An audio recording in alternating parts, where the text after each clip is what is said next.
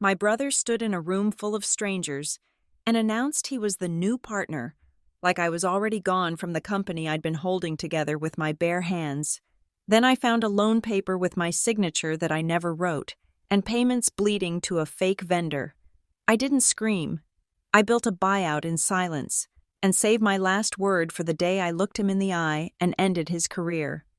The hum of the stamping presses at Westbridge Components was not just noise to me, it was a heartbeat, a rhythmic, thumping pulse that vibrated through the concrete floor and up into the soles of my safety boots. It was the sound of 300 tons of hydraulic pressure shaping steel into brackets, hinges, and casings that would eventually end up in tractors in Nebraska or assembly lines in Detroit. When the rhythm was steady, I could breathe. When it hitched, even by a fraction of a second, I knew something was wrong before the floor supervisors did. I stood on the catwalk overlooking the main production floor, clutching a clipboard against my chest. Below me, the morning shift was in full swing. Sparks showered from the welding bays in bright, angry arcs of orange, and the smell of cutting fluid, acrid, metallic, and strangely sweet, hung heavy in the air. This was my world. I knew the name of every operator, the maintenance schedule of every machine, and the exact margin on every unit we shipped. I was 33 years old, and for the last 7 years, since our father's second stroke, I had been the one keeping this heart beating. Then there was my brother. Grant Collins did not own safety boots. He owned Italian loafers. He did not smell like cutting fluid. He smelled of sandalwood and expensive scotch. While I was negotiating steel prices with suppliers in Pittsburgh at 6 a.m, Grant was usually recovering from a networking dinner that had gone on until 2. He was the face, the smile, the handshake. And for a long time, I had been okay with that arrangement. I was an operator, an introvert, who preferred the honesty of a balance sheet to the murky waters of social maneuvering. Grant loved the lights. He loved the applause. But tonight, the applause felt different.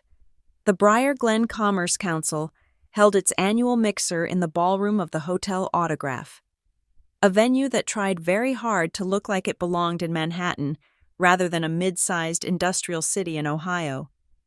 The chandeliers were too big, the carpet was too plush, and the air conditioning was set to a temperature that suggested the preservation of meat. I stood near a high-top table draped in white linen, nursing a glass of sparkling water. I was wearing my good navy suit, the one I saved for banker meetings, but I still felt like I had grease under my fingernails. Across the room, Grant was holding court. He looked undeniable. He was tall, with the same dark hair and sharp jawline as our father, but without the permanent furrow of worry that had defined Dad's face. Grant was laughing, his head thrown back, one hand resting casually on the shoulder of Bob Henson, the chairman of the Commerce Council. A circle of local investors and junior venture capitalists surrounded them, moth-like, drawn to Grant's effortless brightness. I checked my watch. I needed to be up at 5 to review the second quarter logistics report. I was about to slip away when the music dipped, and the clinking of silverware on china quieted. Grant had a microphone. He stood on the small riser at the front of the room, beaming. He adjusted his tie, a silk geometrical print that probably cost more than my first car, and tapped the mic. "Thank you. Everyone," Grant said, his voice smooth and projecting easily to the back of the room. "It is wonderful to see so many friends of Westbridge here tonight. Briar Glen is built on industry, on legacy, and on the future." People nodded. Polite applause rippled through the crowd. I took a sip of water. Wondering if he was going to mention the new extrusion line we had just installed, I had briefed him on it 3 times. And speaking of the future, Grant continued, his smile widening. "I wanted to share a little personal news. Westbridge is entering a new chapter, a chapter of aggression, expansion, and bold moves." My stomach tightened. Aggression was not a word we used. Stability, reliability, quality, those were our words. For too long. "We have been cautious," Grant said, sweeping his hand through the air. "But the market waits for no one. That is why I am thrilled to step up fully as the new partner leading our strategic vision." I froze. New partner? We were 50-50 owners. We had been since Dad passed. There was no new partner. There was just us. Grant's eyes scanned the room and landed on me. For a second, his expression was unreadable, and then he gave a benevolent, pitying nod. And I want to thank my sister, Madeline, for holding down the fort during the transition. She has worked harder than anyone, and I know she's looking forward to finally letting go of the grind and taking a step back. She deserves a life outside the factory walls. To Madeline! He raised his glass. To Madeline! The room echoed. Dozens of heads turned toward me. They were smiling. But the smiles were patronizing. They were the smiles you gave to a retiring secretary, or a sick relative who was finally being moved to a care facility. I forced the corners of my mouth upward. It felt like my face was made of plaster. I raised my glass slightly, acknowledging the toast, while my mind raced. Transition? Letting go? I had not agreed to step back. I had not agreed to anything. In fact, we had a board meeting scheduled for next Tuesday where I planned to present a proposal to hire 10 more machinists. Grant descended from the riser and was immediately swarmed. I watched as a man from a regional equity firm shook his hand vigorously, then looked over at me and offered a small, dismissive wave. The message was clear. The power had shifted.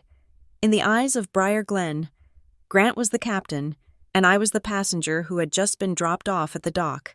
I did not make a scene. That was rule number 1 of being a Collins. Never let them see you sweat. I finished my water, placed the glass gently on the table, and walked toward the exit with my spine as rigid as a steel beam. As I waited for the valet to bring my sensible sedan, my phone buzzed in my clutch. It was a notification from the company server. I had my email synced to alert me to high-priority threads, and one had just come in from the Vice President of Commercial Lending at First Ohio Bank. I unlocked the screen. The subject line read, R.E., Authorized Signatory Update/G, Collins. My thumb hovered over the screen. It was 9 at night. Why was the bank emailing now? I opened it. Grant. Just wanted to confirm receipt of the updated signature cards and the board resolution. We have processed the change effectively immediately. You are now listed as the sole authorized signatory for the primary operating accounts as discussed. Let us know when you want to proceed with the credit facility expansion. Best, Marcus. The air in the valet stand was warm, but I felt a sudden, violent chill. Sole authorized signatory. That was impossible. Our operating agreement required dual signatures for anything over $5,000. Changing that required a board vote. I was half the board. I had not voted. The valet pulled my car up. Leaving the door open, I stared at the email. Reading it again.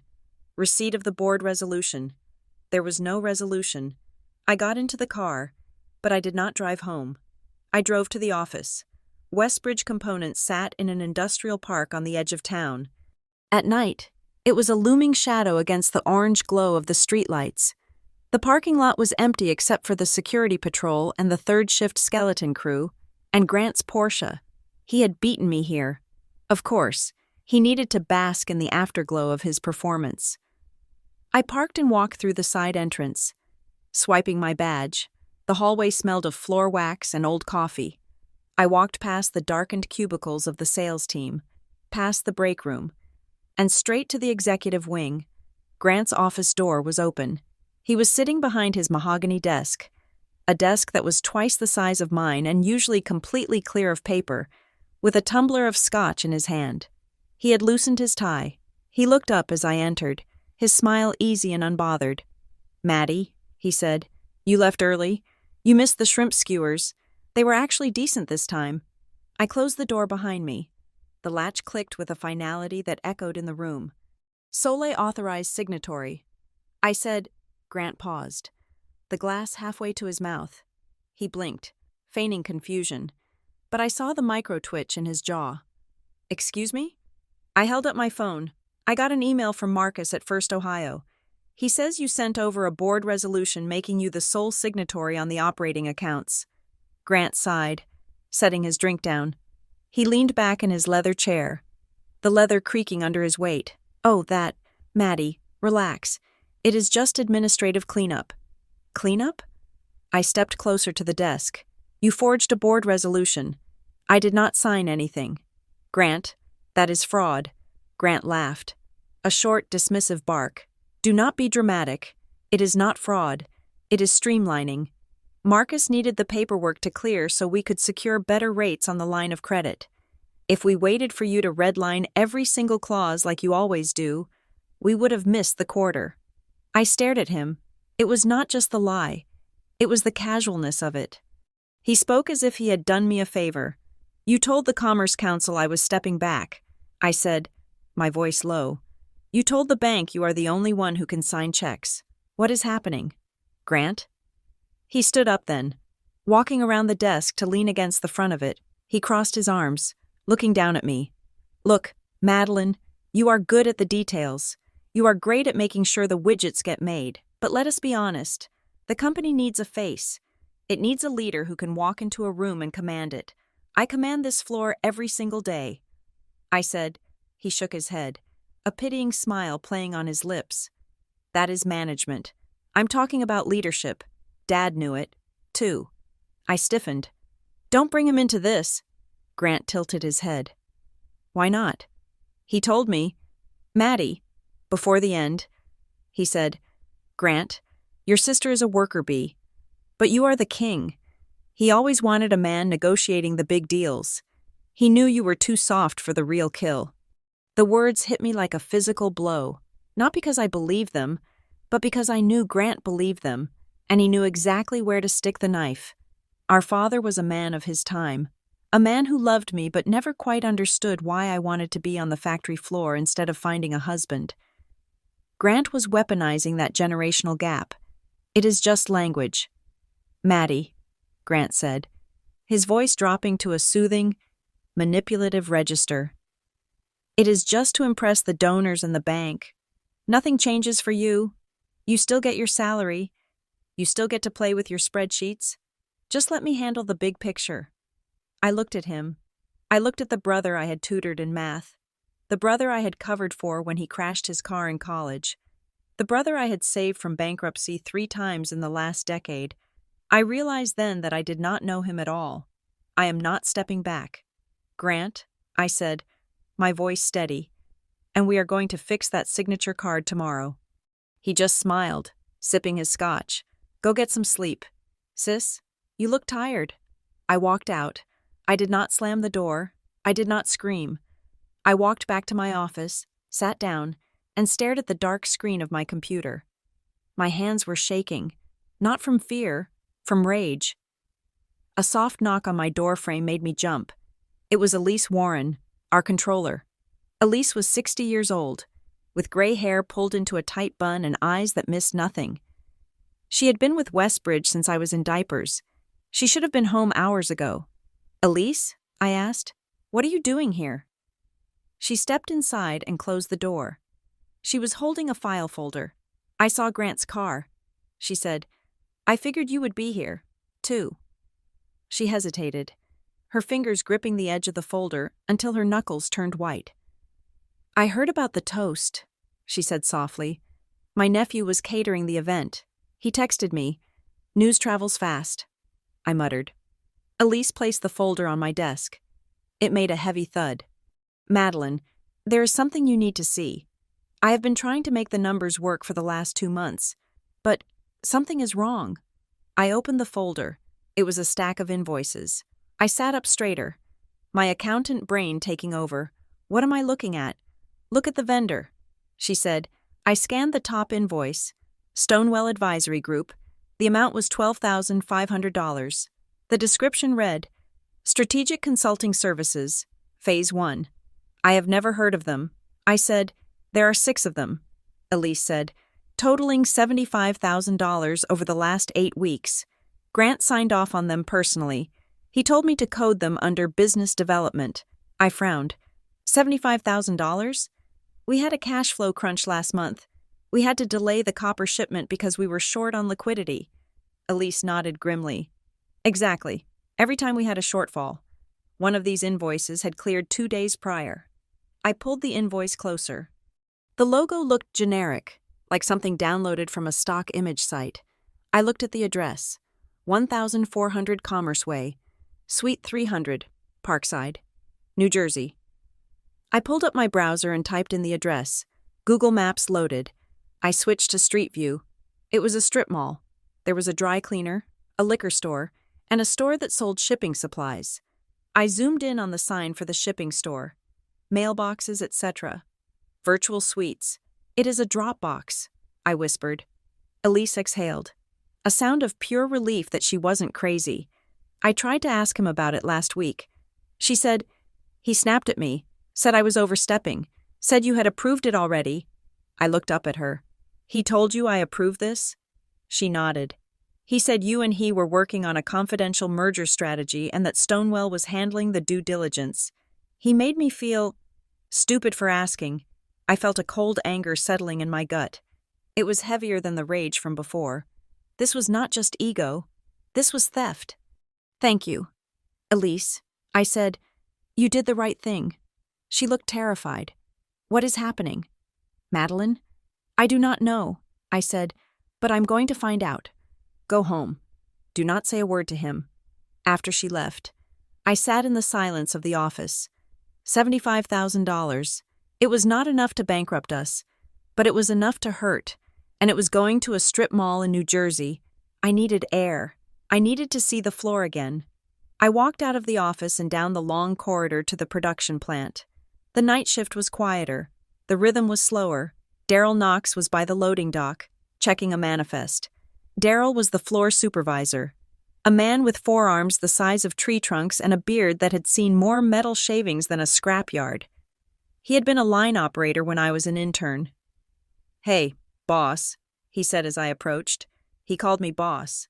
He called Grant Jr., though never to his face. Everything running smooth? I asked.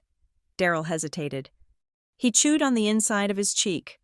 Machine 3 is acting up again, he said, but that ain't what you're asking. I leaned against a pallet of raw steel. Talk to me. Daryl. He lowered his clipboard. Junior was down here yesterday. While you were at the dentist, Grant never came to the floor. He hated the noise.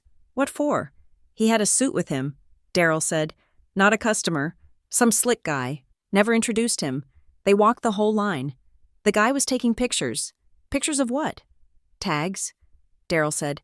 Asset tags. Serial numbers on the presses. The forklift VINs. And he was asking questions. What kind of questions? Daryl looked around to make sure no one was within earshot. He leaned in. He asked how many heads we could cut if we automated the packaging line. He asked if the union contract had a successor clause.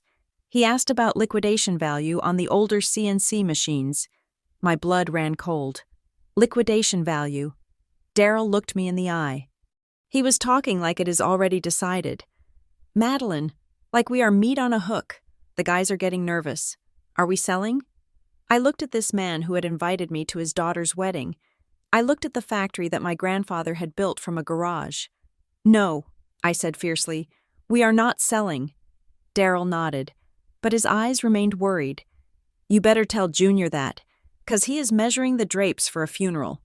I drove home in a daze.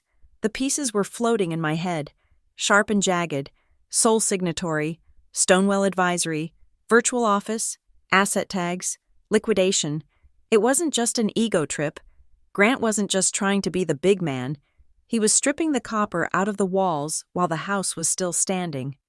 The next morning, I did not go to the office. I called in sick, something I had not done in 5 years.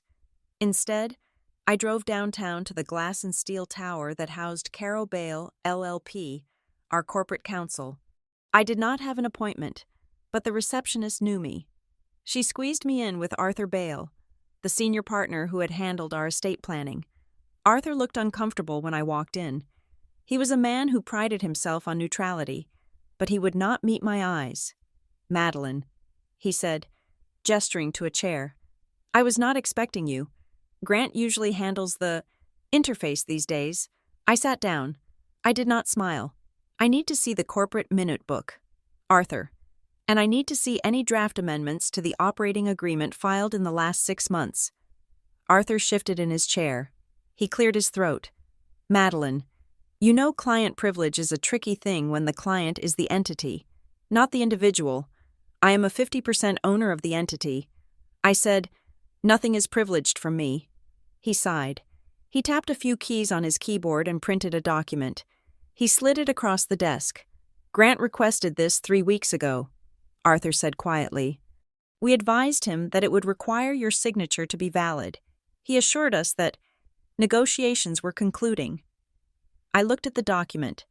Second amended and restated operating agreement of Westbridge Components.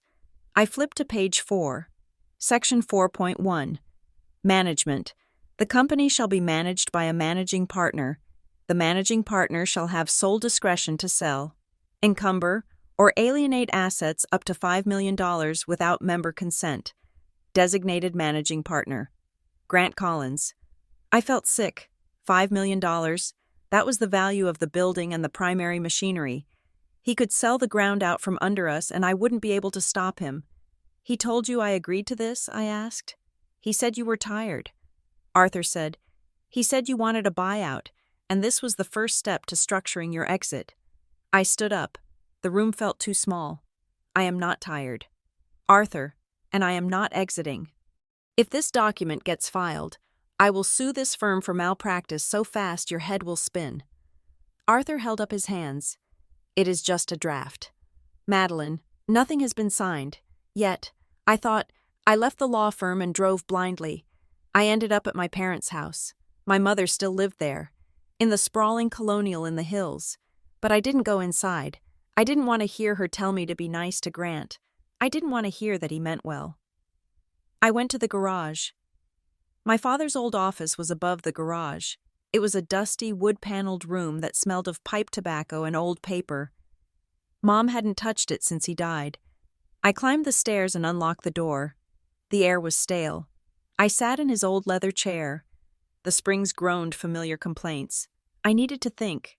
I needed to understand. Why? Why would Grant destroy the thing that fed us? I started opening drawers. I didn't know what I was looking for. Old tax returns? Letters? In the bottom drawer of the filing desk, tucked under a stack of suspended folders, I found a manila envelope.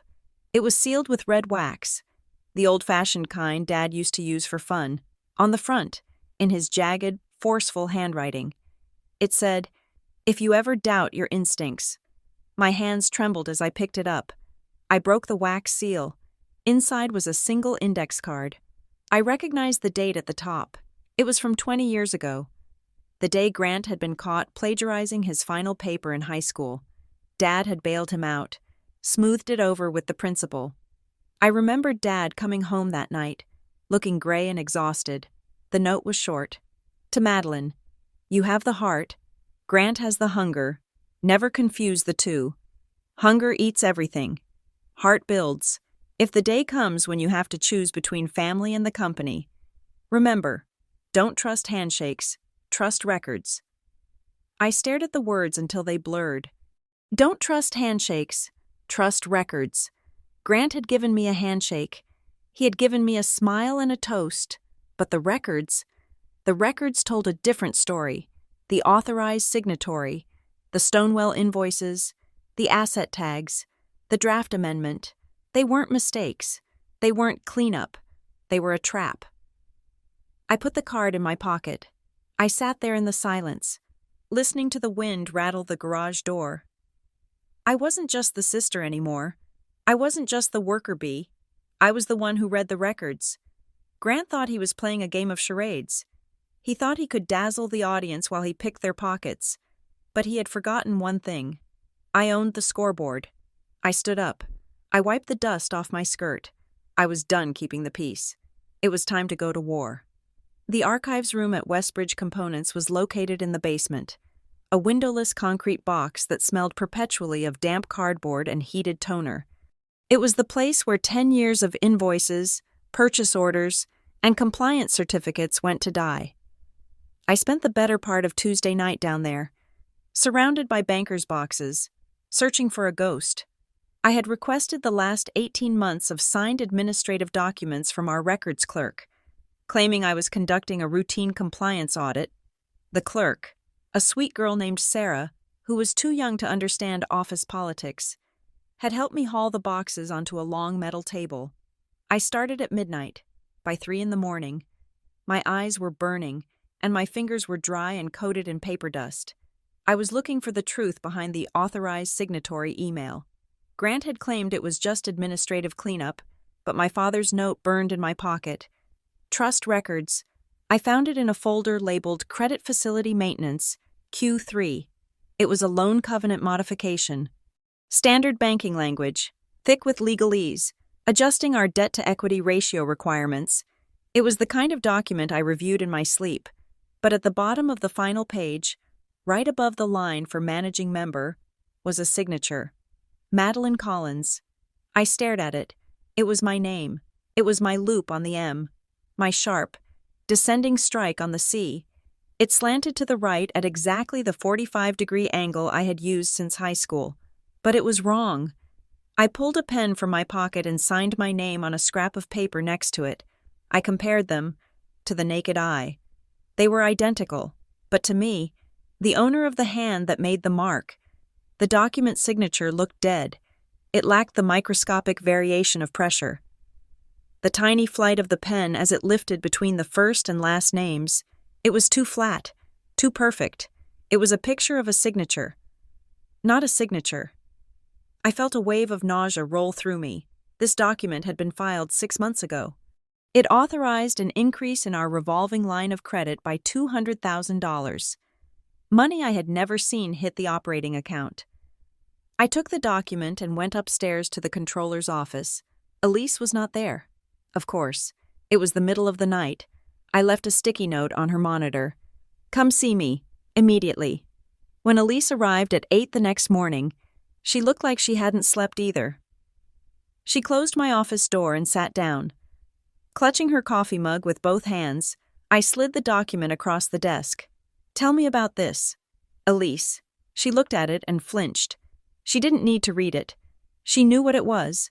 Madeline. Did I sign this? I asked, my voice dangerously calm. Elise looked down at her coffee. No. Then how is my name on it? Grant brought it to me, she whispered. He said he had taken it to your house the night before. He said you signed it over dinner. I haven't had dinner with Grant in 3 years. I said, I know, Elise said, her voice cracking. I asked him. I said, Grant, Madeline usually reviews these with me, and he got cold. He said, Elise, my sister is drowning in production schedules. She approved it. Do not bother her with paperwork she has already handled. Are you calling me a liar? She looked up at me, her eyes wet. He made me feel like I was the problem. Madeline, like I was being obstructionist. He said if the loan modification didn't go through by 5 o'clock that day, payroll might bounce. He panicked me. I leaned back in my chair. Payroll. He used the employees as leverage. And the wire transfers? I asked.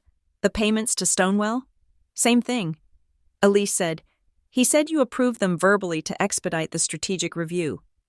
He said, Madeline is on board. Elise, get with the program.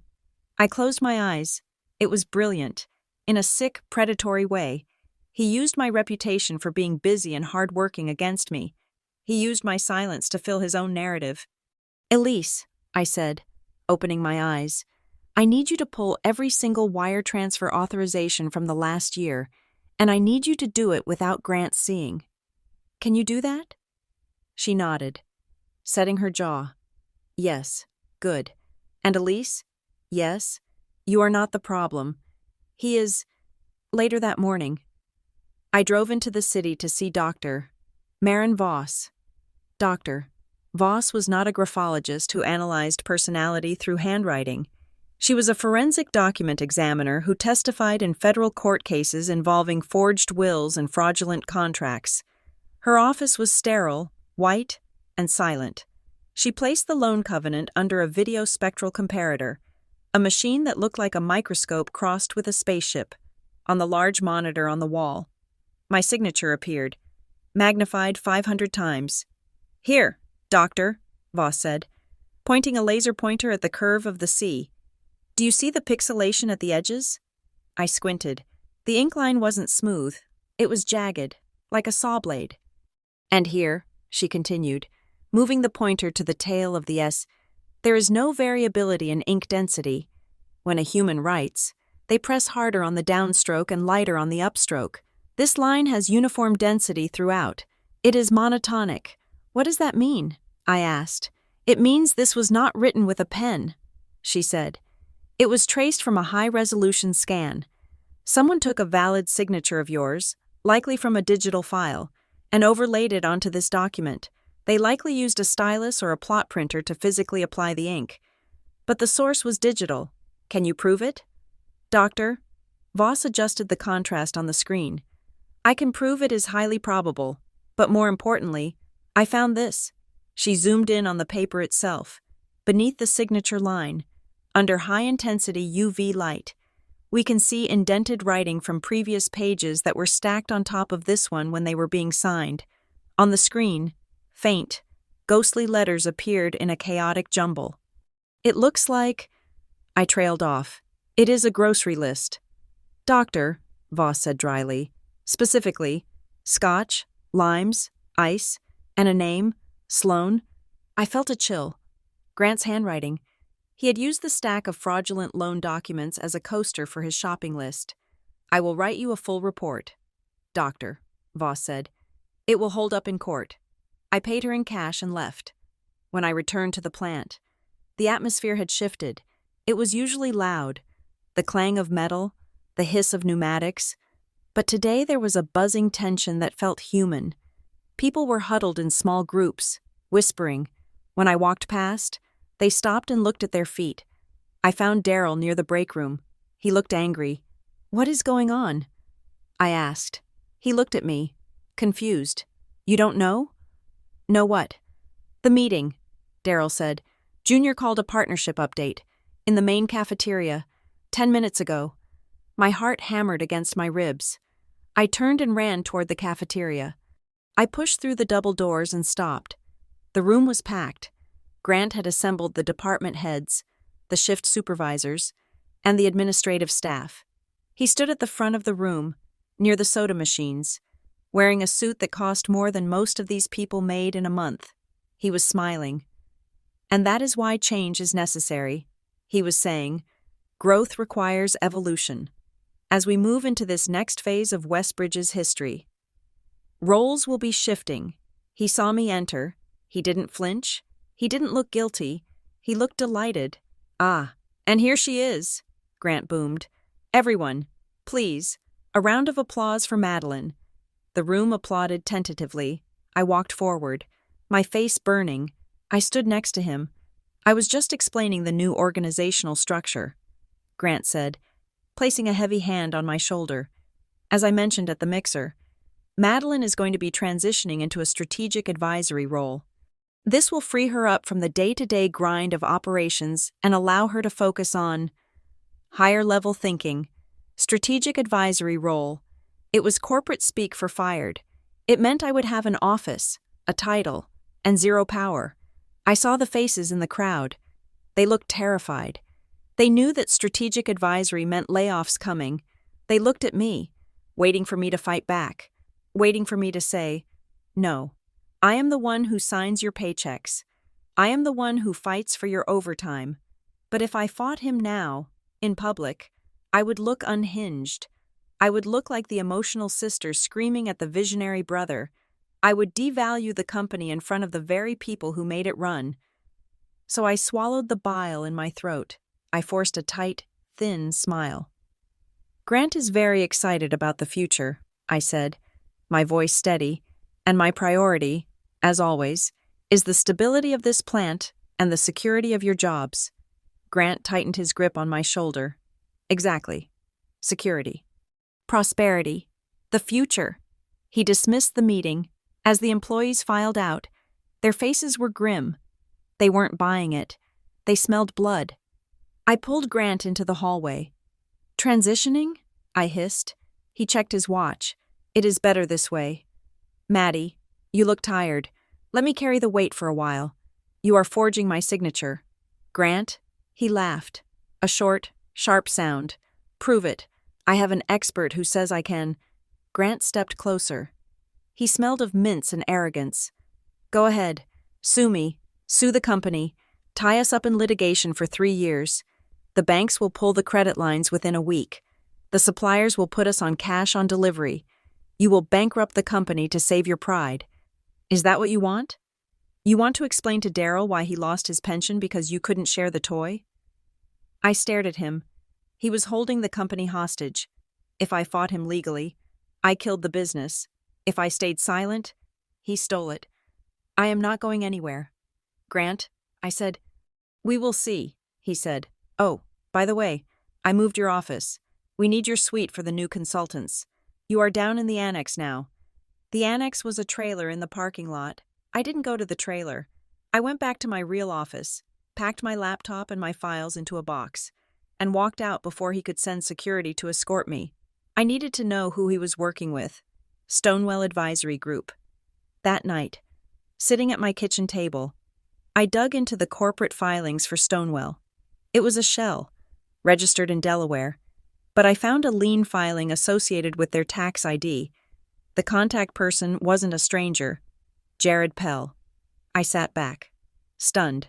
Jared Pell, 5 years ago. Jared had been a regional sales contractor for Westbridge.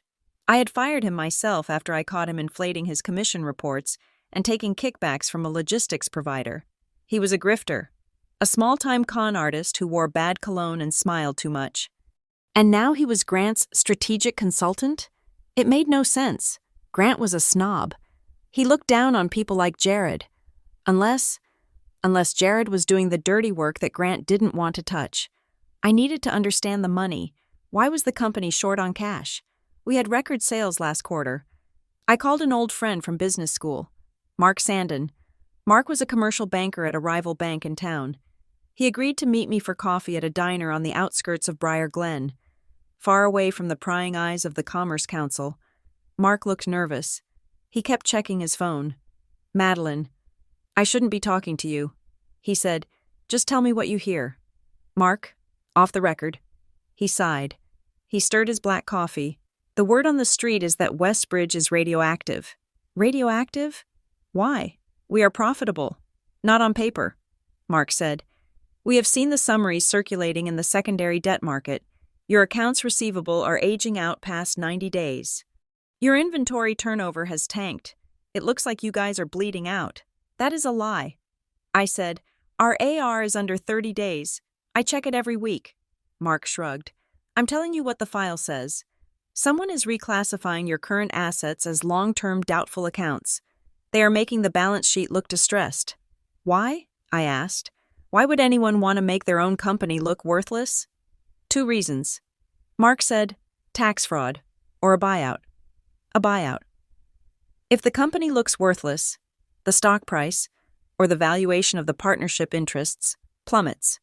If Grant wanted to buy me out, crashing the value would save him millions. But Grant didn't have millions. Grant had credit card debt and a leased Porsche. Unless he wasn't buying it for himself. I thanked Mark and left. My head was spinning. Grant was tanking the company's reputation to lower its price. But for whom? I needed advice. I needed someone who loved me. I called my mother. We met for lunch at the club. The Briar Glen Country Club was the center of my mother's universe.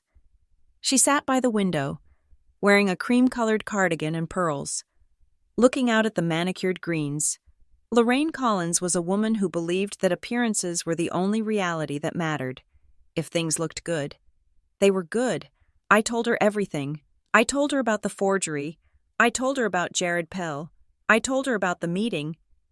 She listened, sipping her iced tea, her face impassive. When I finished, I waited for her outrage. I waited for the protective lioness who had raised us. Madeline, she said softly, you are being very intense. Intense? Mom, he committed a felony.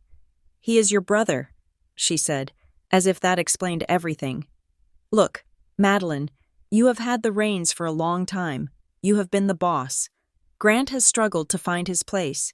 He is stealing the place. Mom, he is ambitious, she corrected. Your father always said Grant needed room to run. Maybe you are suffocating him.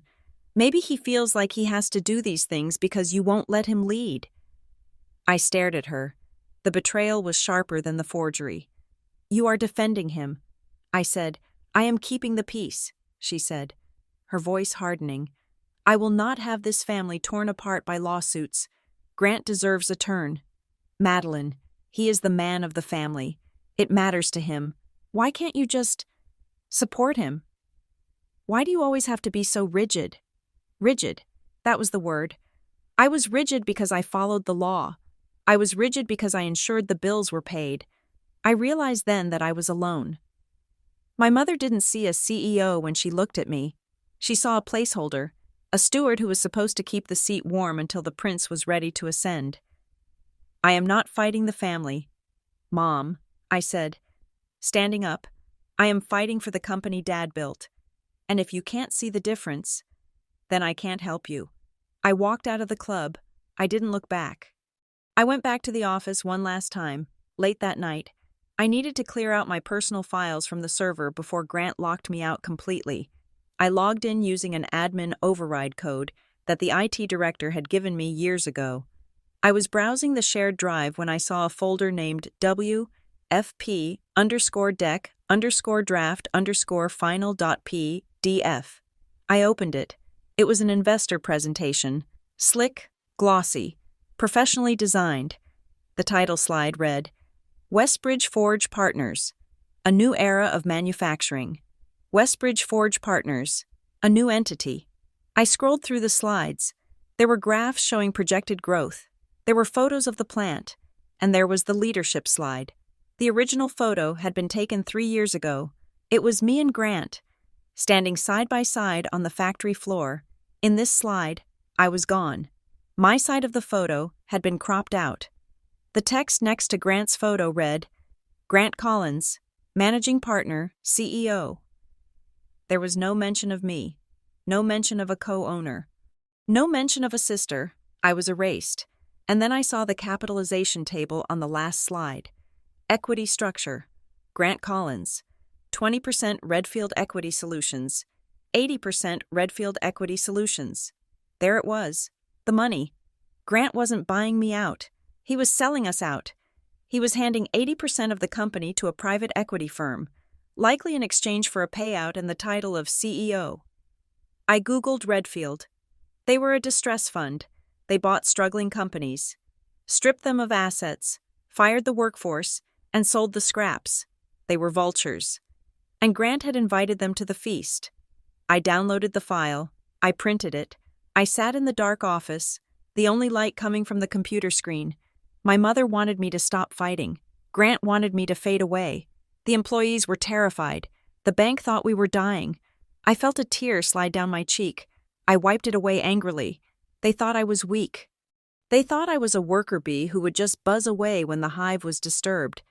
They were wrong. I picked up my phone. I dialed Elise. "Elise, wake up. Madeline? It is 2 a.m. I know.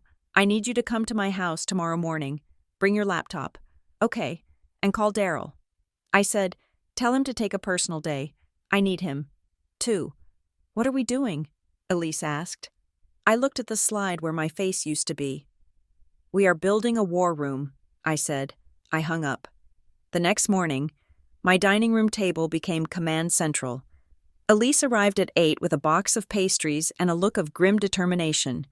Daryl arrived at 8:15, looking uncomfortable in street clothes, clutching a thermos of coffee. And then there was Tessa Rourke. Tessa was a forensic accountant I had met at a seminar in Chicago. She was expensive, discreet, and scary smart. She had flown in on the red-eye after I texted her the Stonewell invoices. Tessa didn't do small talk. She walked in, threw her bag on the floor, and looked at the stack of documents I had printed. "Okay," Tessa said. "I reviewed the digital files you sent. You don't just have a leak, you have a hemorrhage." She pinned a printout of the Stonewell invoice to the wall. "This isn't consulting." She said, "This is siphoning. But it is clumsy. Grant is greedy. But he is not a numbers guy. He is leaving fingerprints everywhere." "What do we do?" Daryl asked. He looked out of place in my dining room. his large hands resting on the delicate lace tablecloth. We reconstruct the truth. I said, Elise, you and Tessa are going to rebuild the financials from the ground up. Every invoice, every wire, every inventory count. We are going to prove that Westbridge is healthy. We are going to prove that the distress is manufactured. And me? Daryl asked. I can't do math. No, I said, but you have eyes. I need you to be my spy. Daryl, I need to know who comes in, who goes out, and what they are looking at. I need to know when the Redfield people show up. Daryl nodded slowly. I can do that. The guys on the floor. They are scared. Madeline, they trust you. I looked at my team. An accountant, a controller, and a foreman. We weren't a private equity firm. We weren't a commerce council. We were the people who did the work. Grant had the title. He had the fake signature. He had the investor deck. But I had the truth. I pulled a blank whiteboard over from the corner. I uncapped a marker. At the top, I wrote, Operation Insolvency. Then I crossed it out. And I wrote, Operation Eviction. Let's get to work. I said. The dining room table was buried under a blizzard of paper. It had been 72 hours since I had slept more than a fitful doze on the sofa. The air in the house was thick with the smell of stale coffee and the hum of Tessa Rourke's laptop cooling fan, which sounded like a small aircraft preparing for takeoff. Tessa sat at the head of the table, her glasses perched on the end of her nose. She had the stillness of a predator waiting for movement in the tall grass. For hours. The only sound had been the rustle of pages and the rhythmic clicking of her mouse. Then, she stopped. The silence was sudden and terrifying. Elise, who was reconciling the vendor accounts on the sideboard, looked up. I froze. A mug of tea halfway to my mouth. You found it? I said. It was not a question. Tessa turned her laptop screen toward me. Her face was grim, the kind of expression a doctor wears when the test results confirm the worst. I thought it was just embezzlement, Tessa said, her voice flat. I thought Grant was just draining cash to fund his lifestyle. But it is smarter than that. And much crueler. She tapped the screen. It is a springing lien, she said. I leaned in, squinting at the dense block of legalese highlighted in yellow. I knew what a lien was, a claim on assets to secure a debt. But a springing lien was different. Explain it to me like I am a machinist, not an MBA. I said. Tessa pointed to a clause buried in the loan covenants, the forged loan documents Grant had filed. Standard loans have a cure period, she explained. If you miss a payment, the bank sends a nasty letter. You get 30 days to fix it. You pay a penalty fee. Life goes on. She looked me in the eye. This document waives the cure period. It says that upon the first occurrence of a payment default, the lender has the immediate right to appoint a chief restructuring officer. This officer supersedes the board, supersedes the partners.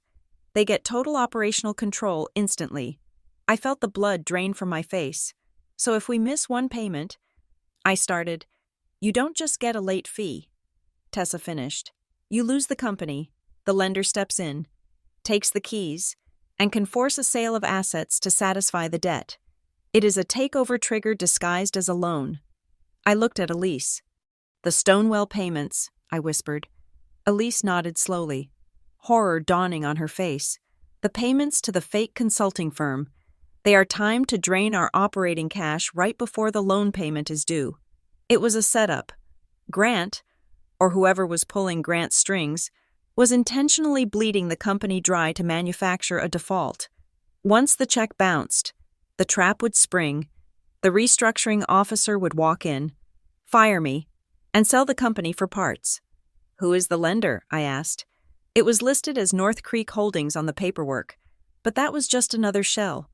Tessa did some typing. I traced the UCC filing. North Creek is a subsidiary of a subsidiary, but look at the address for the registered agent. She pulled up a map. It was a skyscraper in Chicago. Then she pulled up another window, the corporate website for Redfield Equity Solutions. Same address. Tessa said. Same floor. Redfield, the vulture fund from the investor deck. They had built a machine to eat my family's legacy, and my brother was the one feeding it coal. I needed to see them together. I needed to see the dynamic. Paper trails were one thing, but if I was going to beat them, I needed to know who was actually in charge. The opportunity came 2 days later.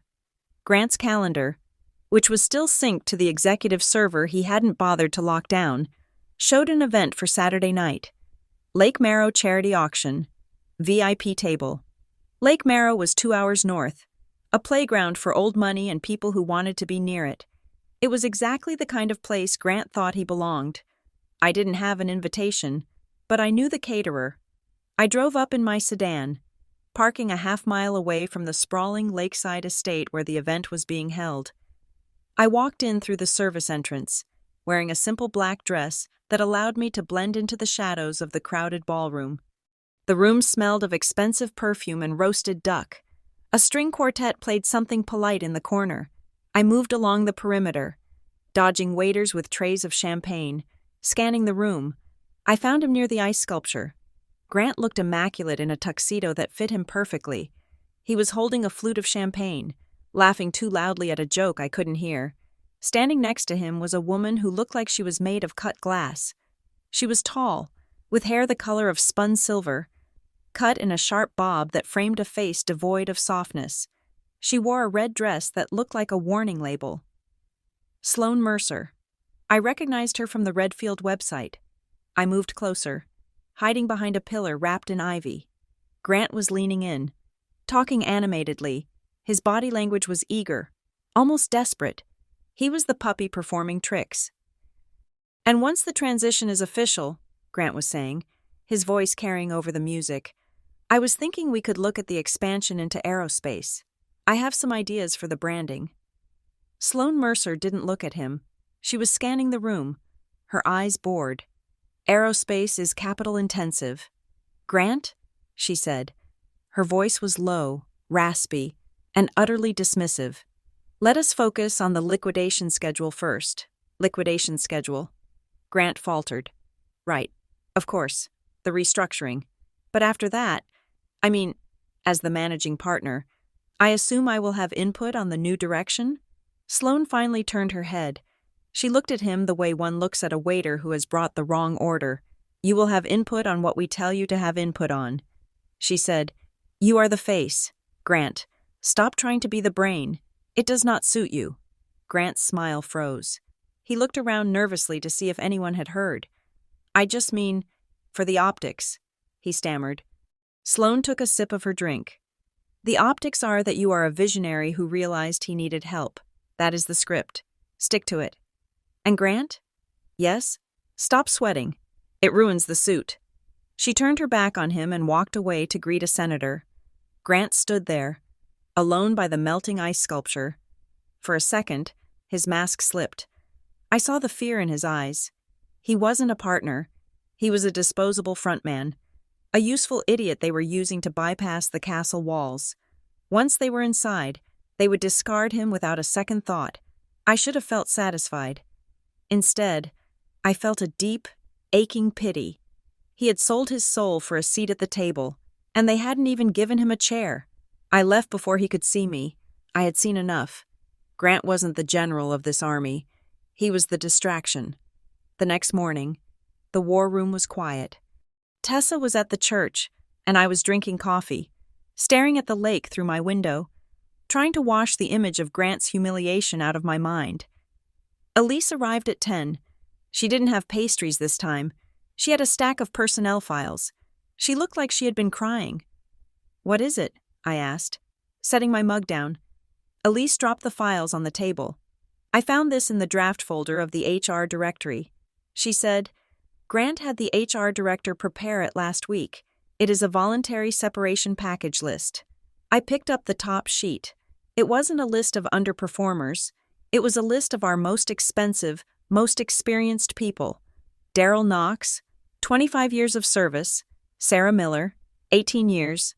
Tom Bancroft, 30 years. The list went on. 40 names, the backbone of Westbridge Components. He is gutting the seniority, I said, my voice shaking. Elise nodded, wiping her eyes. It is standard practice for an acquisition.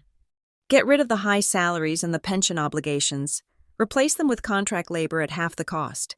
It makes the EBITDA look better for the buyer. I looked at Daryl's name. Daryl, who had taught me how to drive a forklift. Daryl, whose wife had made a casserole when my father died. Grant wasn't just selling the machines, he was selling the people. The back door opened, and Daryl walked in. He stopped when he saw our faces. "Who died?" he asked, his voice gruff. I handed him the list.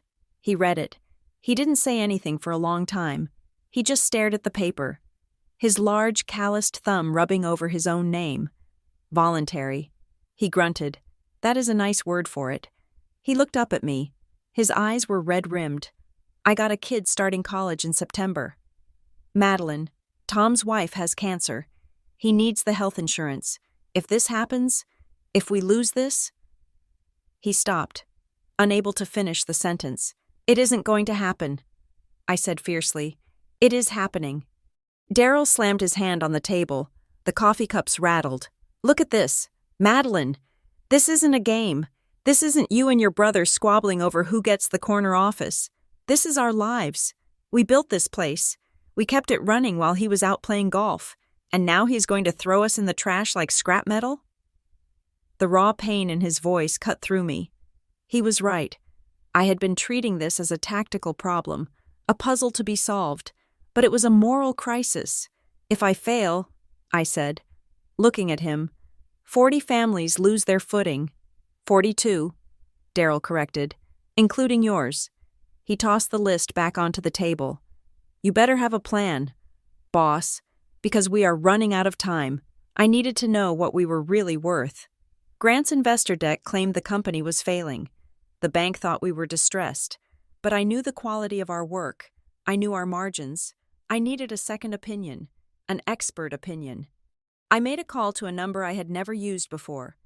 2 days later, I sat in a booth at a diner 2 towns over, facing Elias Thorne. Elias was the chief operating officer of Halden Manufacturing Group, our biggest competitor in the Midwest. We had fought tooth and nail for contracts over the years. Halden was bigger, slicker, and more aggressive. Elias was a man in his 50s with a face like a dried apple and eyes that were surprisingly kind.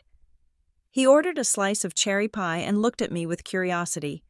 "Madeline Collins," he said. "I admit, I was surprised to get your call. Usually, when Westbridge wants to talk, your brother sends a lawyer. I am not here on behalf of my brother." I said, "And I'm not here to sell."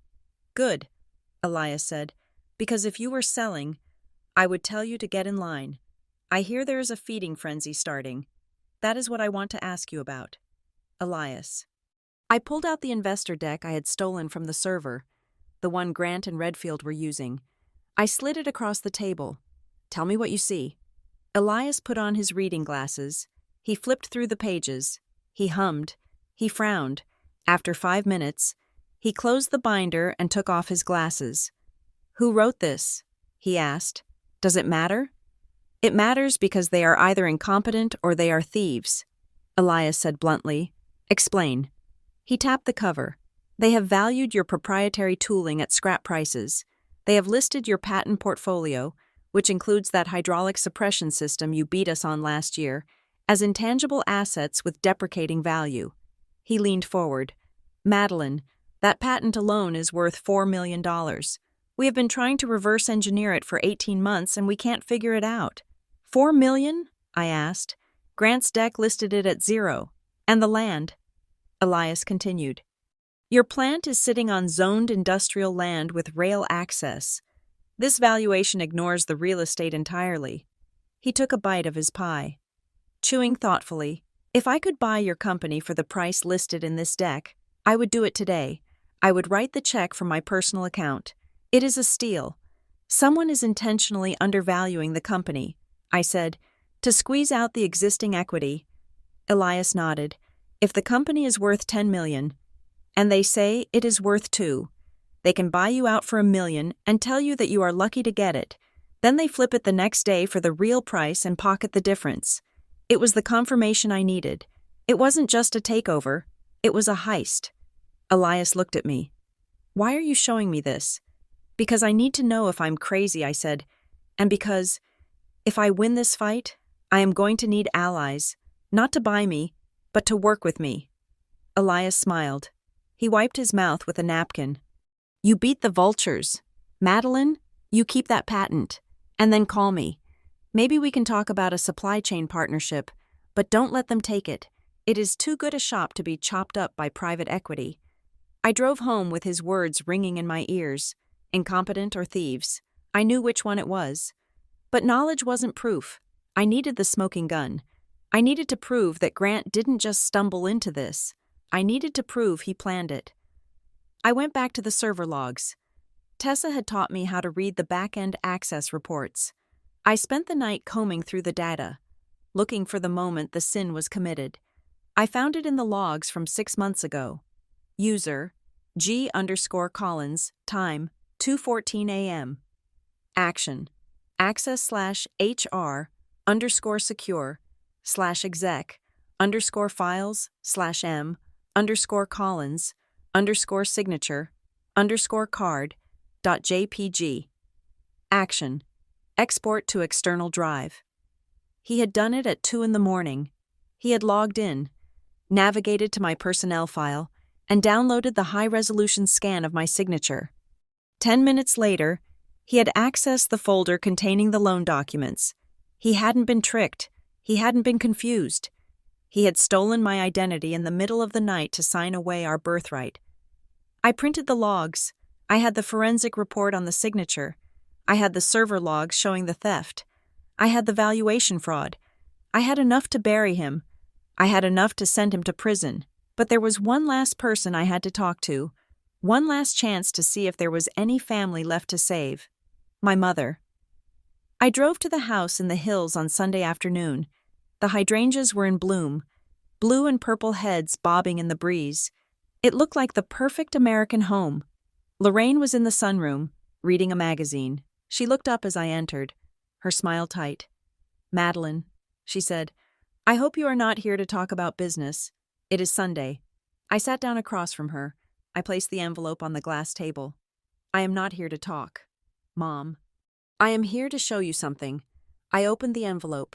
I laid out the photos of the server logs. I laid out the forensic report. I laid out the layoff list with Daryl's name on it. Look at them. I said. She looked away. I don't understand these charts. Madeline, you understand theft. I said, you understand forgery. Grant stole my signature. He forged a loan that puts the entire company at risk.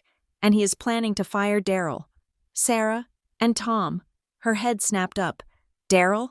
But he has been there forever. Exactly. I said, he is too expensive. Grant and his new partners want to cut costs. Lorraine picked up the list. Her hand trembled slightly. He wouldn't do that, she said weakly.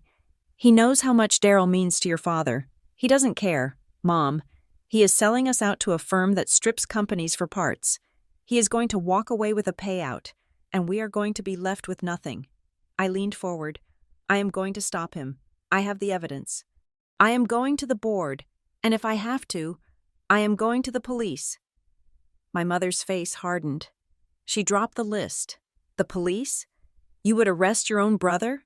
He committed a crime, I shouted, my control finally snapping. He is destroying everything Dad built. Why do you protect him? Why does he get to burn the house down while you yell at me for trying to put out the fire? Because he is all I have left, she screamed back. The silence that followed was ringing. She covered her mouth, her eyes wide. I stared at her. The words hung in the air between us, distinct and brutal. He is all I have left. I am sitting right here, I whispered. Lorraine looked at me, tears streaming down her face. But the truth was in her eyes. I was the capable one, the independent one. I didn't need her. I was my father's daughter, tough, silent, reliable. Grant needed her. Grant was the broken bird she could still mother.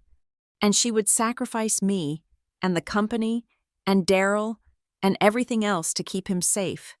To her. I was just the obstacle in Grant's way. I stood up. I felt strangely light. The hope I had been carrying, the hope that she would finally see me, finally choose me, was gone, and with it, the burden of trying to please her. I picked up my papers. I put them back in the envelope. "You are wrong." "Mom," I said, my voice calm. "You don't have him. You never did. And now, you don't have me, either." I walked to the door. "Madeline," she called after me. "Don't do this. He has family." I stopped with my hand on the doorknob. "I know," I said without turning around. "That is why it hurts." I walked out of the house. I got into my car. I didn't cry. I didn't look back. I drove straight to the office, to the war room. Tessa, Elise, and Daryl were waiting. "How did it go?" Elise asked gently. I looked at the whiteboard where we had written Operation Eviction. "It is done," I said.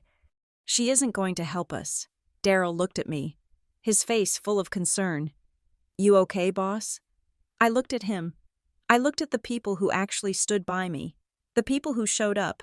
"I am fine," I said. I picked up the marker. "We have the evidence. We have the motive. Now we need the capital."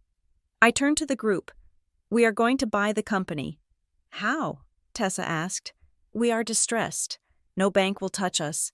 I know a bank that likes distress." I said, "If you can prove it is fake." I looked at the map on the wall.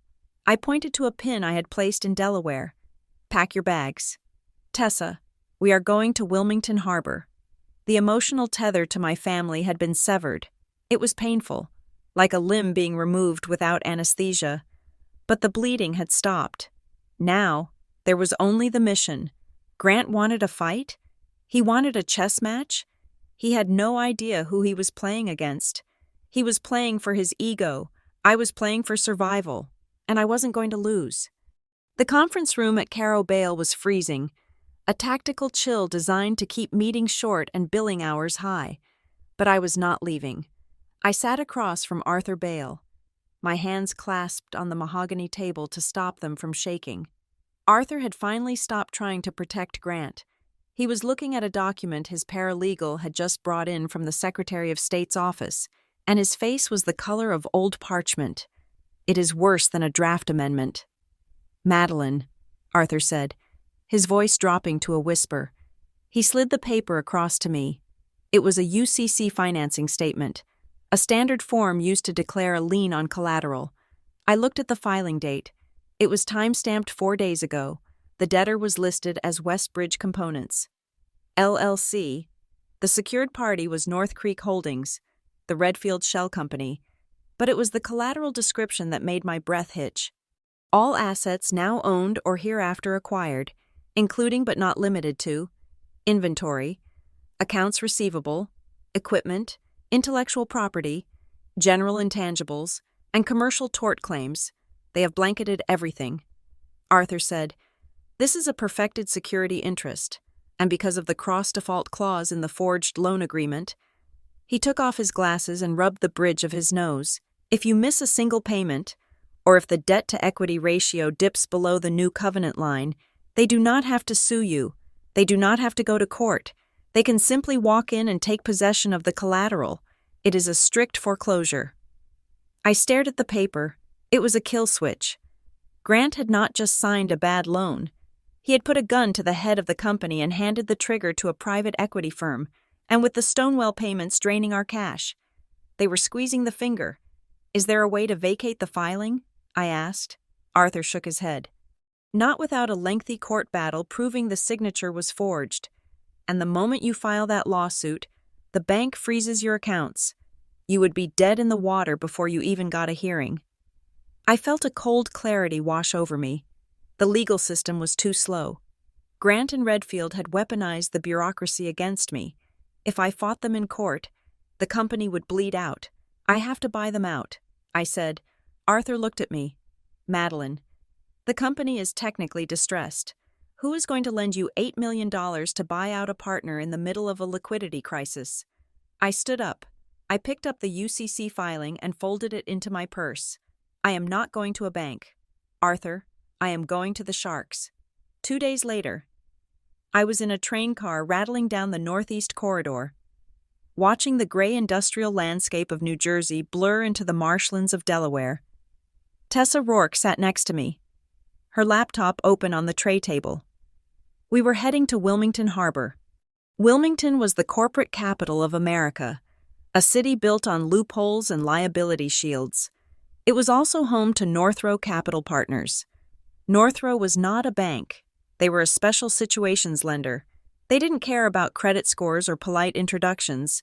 They cared about asset value and arbitrage. They funded hostile takeovers, distress buyouts, and corporate divorces. They were expensive, aggressive, and exactly what I needed. "You ready?" Tessa asked, not looking up from her spreadsheet. I adjusted the blazer I had bought specifically for this meeting. It was black, sharp, and armored. "I am ready." The offices of Northrow Capital were located in a renovated warehouse on the riverfront. Exposed brick, steel beams, and a view of the gray water churning against the pilings. We were ushered into a glass-walled conference room where 3 men and 1 woman waited. The man at the head of the table was Simon Vane. He was younger than I expected, maybe 40, with eyes that looked like they had seen every possible way a business could die. "Mrs. Collins," Simon said. He didn't stand up. "You have 30 minutes. Tell me why I should catch a falling knife." I didn't sit down. I walked to the whiteboard at the front of the room. "It is Ms. Collins," I said, "and you are not catching a knife. You are buying a gold mine that someone tried to camouflage as a sinkhole." I signaled Tessa. She handed out the packets we had spent 48 hours building. "Westbridge Components is not failing," I said, my voice projecting clearly in the acoustic space. "We have posted 18 consecutive quarters of profit. Our customer retention rate is 92%. Our defect rate is under 0.5%. I tapped the first page of the packet. "This is the financial picture my brother and his backers want you to see. It shows a company bleeding cash, with aging receivables and a bloated payroll." I ripped the page off the packet in front of Simon and crumpled it. "This is the reality." I pointed to the second section. "When you remove the fraudulent payments to Stonewell Advisory, our EBITDA jumps by 18%. When you reclassify the inventory they deliberately wrote down, our asset base doubles. When you factor in the patent they valued at 0, our liquidation value exceeds the loan request by 300%. Simon Vane picked up the packet. He flipped through the pages, his expression unreadable. He stopped at the forensic report on the signature. "Fraud?" he asked. I nodded. "Documented, verified. But if I prosecute, the company dies. I need to excise the cancer surgically. I need to buy out my brother's position and retire the debt he incurred." "How much?" Simon asked. "10 million. I said, 8 to pay off the Redfield loan and clear the lien. 2 to buy out my brother's equity. And the collateral?" "Everything." I said, "The land, the machines, the patent. And my personal guarantee." The woman at the table, a sharp-eyed analyst named Elena, spoke up. "If the brother is the managing partner, how do you execute the buy? You are a minority interest holder in terms of control. I am 50-50. I corrected. 50-50 is deadlock." Elena said, "Deadlock is messy. We don't fund deadlock. We fund dictatorships. We need you to have clear, uncontested authority to sign the purchase agreement." Simon closed the folder. "She is right. Ms. Collins, we like the numbers, we like the asset play, but we don't step into a burning building unless someone hands us the fire extinguisher. You get us a voting majority, a clean, legal 51%, and we will wire the funds the same day. Until then, we are spectators." I walked out of that meeting with a promise of $10 million, but no way to touch it. I needed 1%, just one single percentage point of equity to break the tie. I drove back to Briar Glen in silence. Tessa was asleep in the passenger seat, exhausted. My mind was racing. My father had set up the LLC 20 years ago. It was always intended to be equal. 50 for Grant, 50 for me. He wanted us to work together. He wanted balance. But Dad was also a man of contingencies. Don't trust handshakes. Trust records. He had left me that note. He had left me the warning. Had he left me anything else? I dropped Tessa off and went straight to the archives again. I didn't look at the recent files this time. I went back to the beginning, the founding documents. I pulled the dust-covered binder from 2004, Westbridge Components, Formation. I turned the pages carefully, the Articles of Organization, the initial operating agreement, and there, in the schedule of members, I saw it. Grant Collins, 47.5 units. Madeline Collins, 47.5 units. The Founders Trust, 5 units. I blinked. I had seen this document 1,000 times, but I had always glossed over it, assuming the trust had been dissolved or distributed when Dad died. We had always operated as 50-50 partners. We split the profits evenly. We voted evenly. But legally, we only owned 95% of the company between us. 5% was missing. I scrambled to find the trust instrument. It wasn't in the binder. I called Arthur Bale. It was 10 o'clock at night. "Arthur," I said, "the Founders Trust. Who is the trustee?" He hesitated. "Madeline, that is an old vehicle. Your father set it up to handle tiebreakers." "Who is the trustee?" I demanded. "It is not your mother." Arthur said, "Your father was very specific about that. He didn't want her in the middle."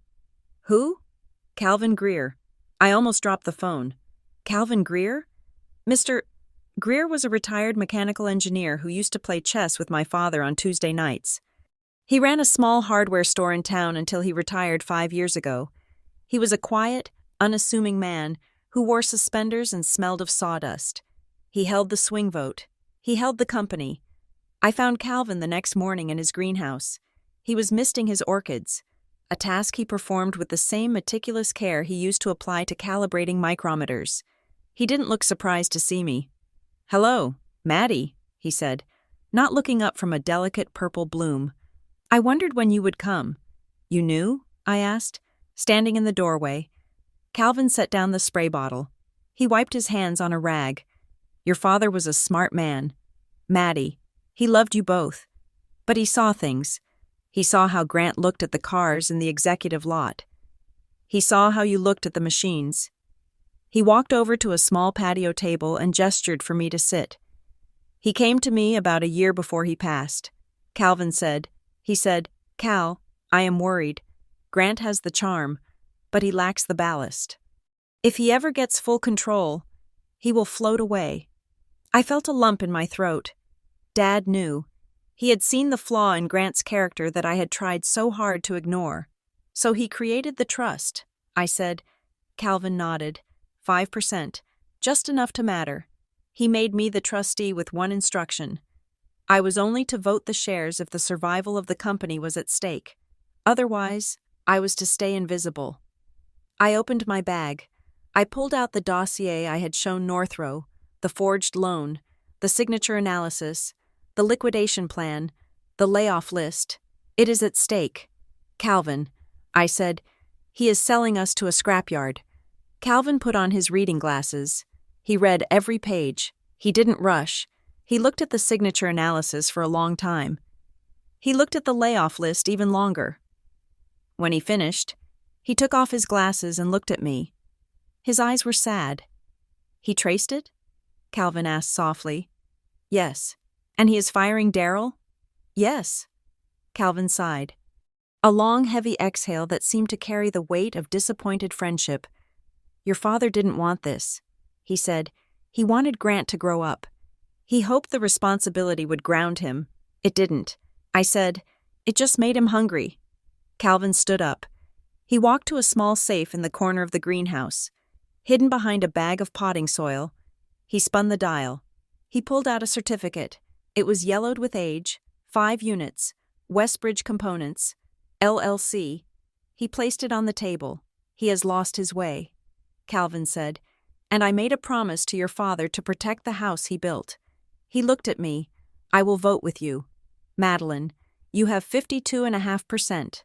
I reached out and took his hand. It was rough and warm. "Thank you. Do it quickly," Calvin said. "Before he destroys anything else, I had the capital. I had the votes. Now I needed to survive until the paperwork was drawn. Northrow needed 48 hours to finalize the wire and the purchase agreements. I needed to keep Grant calm. I needed him to think he was winning. But Grant was getting impatient. He called me to his office that afternoon. The trailer in the parking lot was sweltering, but I walked back into the main building, past the security guard who looked at me with confusion, and up to the executive suite. Grant was sitting on the edge of his desk. He looked relaxed, triumphant. "Maddie," he said, "glad you came in. We need to talk about the transition." He slid a folder across the desk. "I call this the Fresh Start package," he said. I opened it. It was a separation agreement. It offered me a lump sum payout of $500,000, $500,000, for a company worth $10 million.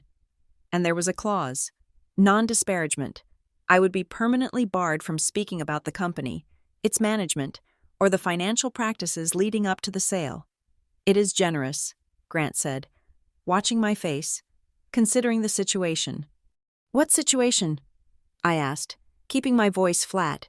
"Your state of mind," Grant said. He lowered his voice, acting the concerned brother.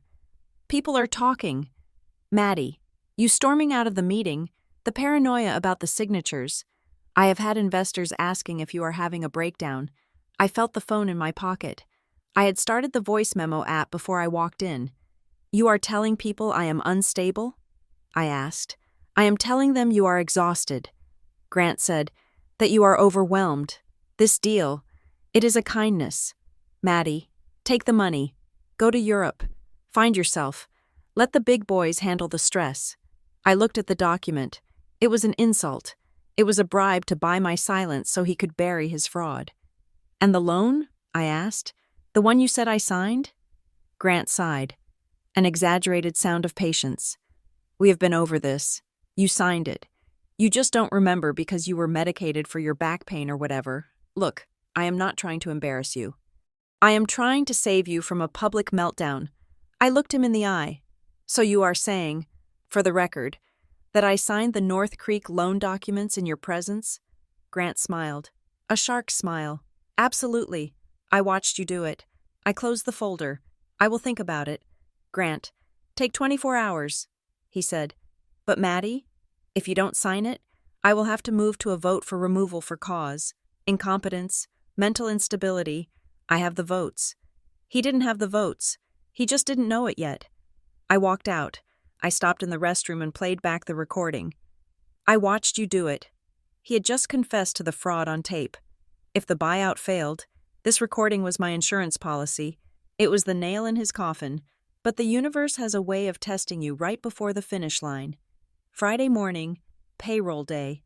I was in the war room with Tessa and Elise, finalizing the closing documents for Northrow. The wire was scheduled for Monday morning. We just had to get through the weekend. Then Elise's phone pinged. She looked at the screen and turned pale. "Oh my God," she whispered. "What?" "The operating account," she said. "It is overdrawn." I ran to her computer. There was a negative balance of $12,000. "How?" I asked. "We had $80,000 in there yesterday. Enough for payroll." Elise clicked on the transaction history. Stonewell Advisory Group. Immediate wire. $92,000. He had done it again. He had drained the account dry, and payroll autodraft was scheduled to hit at noon. In 2 hours, if payroll bounced, the employees would riot. The union rep would file a grievance instantly. And worse, Redfield would see the bounce. It would be a payment default, the springing lien. If we missed payroll, the trigger would hit. The chief restructuring officer would be appointed by Monday. I would lose the company 3 days before I could buy it. "He knows," I said. "He is trying to force the default." "Can we stop the wire?" Tessa asked. Elise shook her head. "It is already gone." I looked at the clock. 10:15 a.m. "We need $80,000. I said, "By noon." "We can't get a line of credit that fast," Tessa said. "Not with the lien on the assets." I didn't hesitate. I pulled up my personal banking app on my phone. I had been saving for 10 years. It was my nest egg, my retirement, the money I was going to use to maybe, one day, buy a house of my own. It was exactly $85,000. "Madeline," Elise said, seeing what I was doing. That is everything. If the buyout doesn't happen, if Northrow backs out, you lose that money. You will be destitute. I looked at the transaction screen. Transfer to Westbridge operating. I looked at Daryl, who was sitting in the corner. I thought about the 40 families. I thought about the father who needed health insurance. If I didn't pay them, I wasn't the leader. I was just another Collins who failed them. It is just money, I said. I pressed confirm. The screen loaded. Transfer successful. I put the phone down. My hands were trembling, but my heart was steady. Payroll will clear. I said to Elise. She stared at me with a mixture of awe and horror. You just bet your life. Madeline, I bet on us, I said. I turned to Tessa. Call Northrow. Tell them the bridge is holding. Tell them we are ready for Monday. I walked to the window and looked out at the plant. I could see Grant's Porsche leaving the lot.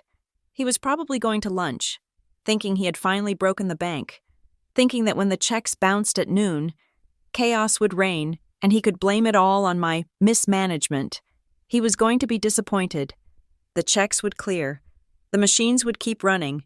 And on Monday, when he walked into that boardroom, he wasn't going to find a broken sister. He was going to find the new owner. I touched the recording in my pocket. I touched the trust certificate in my bag. I was all in. There was no turning back now. The chips were down. The cards were dealt. And for the first time in my life, I wasn't playing by his rules. I was the house, and the house always wins. The coffee in the war room had turned to sludge, but the energy in the air was electric. It was Sunday afternoon, less than 24 hours before the board meeting that would decide the fate of Westbridge Components.